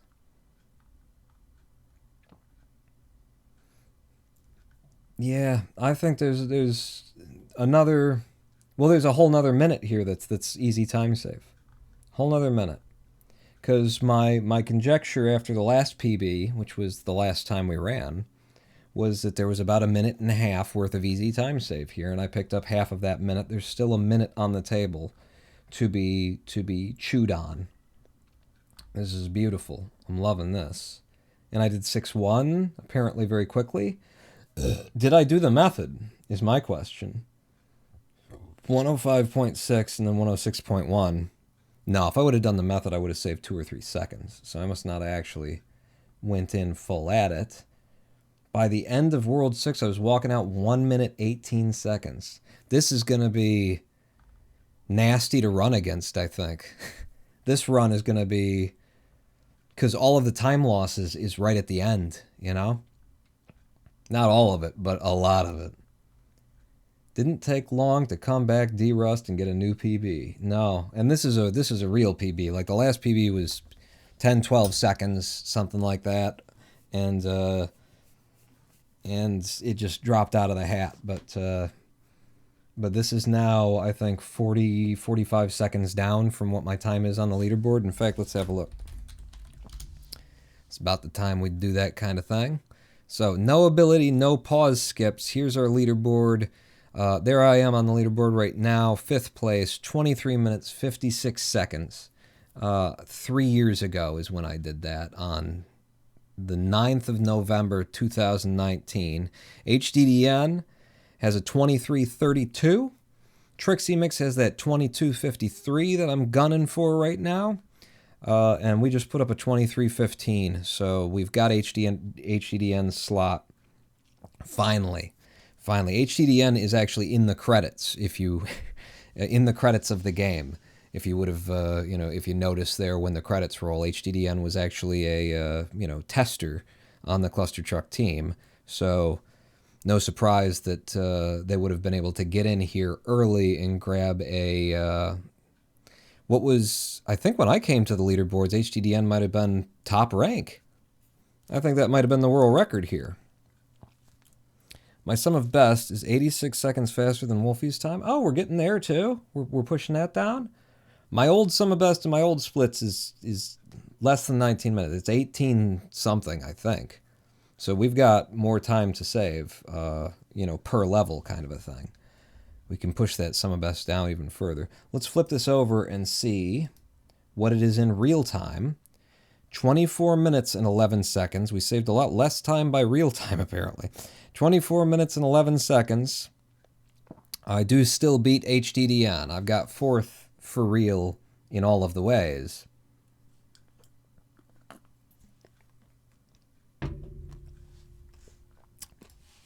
Beautiful. Bank that. Save those splits. But our goal today wasn't to beat HDDN. It was to beat Triximix. So we keep... No, I think I'll probably take that and call it a win and walk away for the day.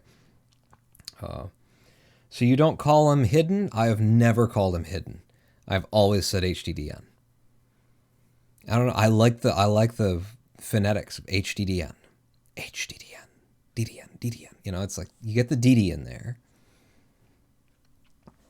Maybe at some point in the past I've called him HDDN. Ah, damn it, I didn't have the music up. That would have been a better punctuation.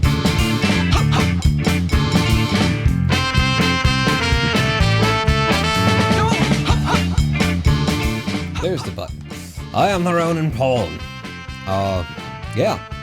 We are improving so far every single day that we have run Clustertruck after taking a 6-month break, which has only been 3.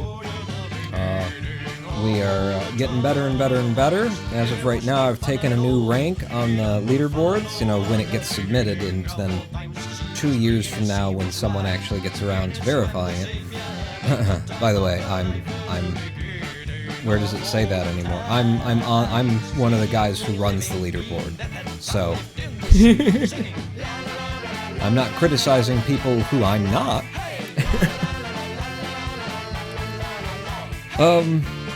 But yeah, that was great. Hopefully, next run, we'll take Triximix's slot. How far are we away from that now? It was 23 and some number of seconds that was low. Triximix is 22:53, so we're like 20 seconds away from Triximix now. 20 more seconds time save, and I can have third rank. That's what we'll be gunning for next time on the Ronin Pawn Channel.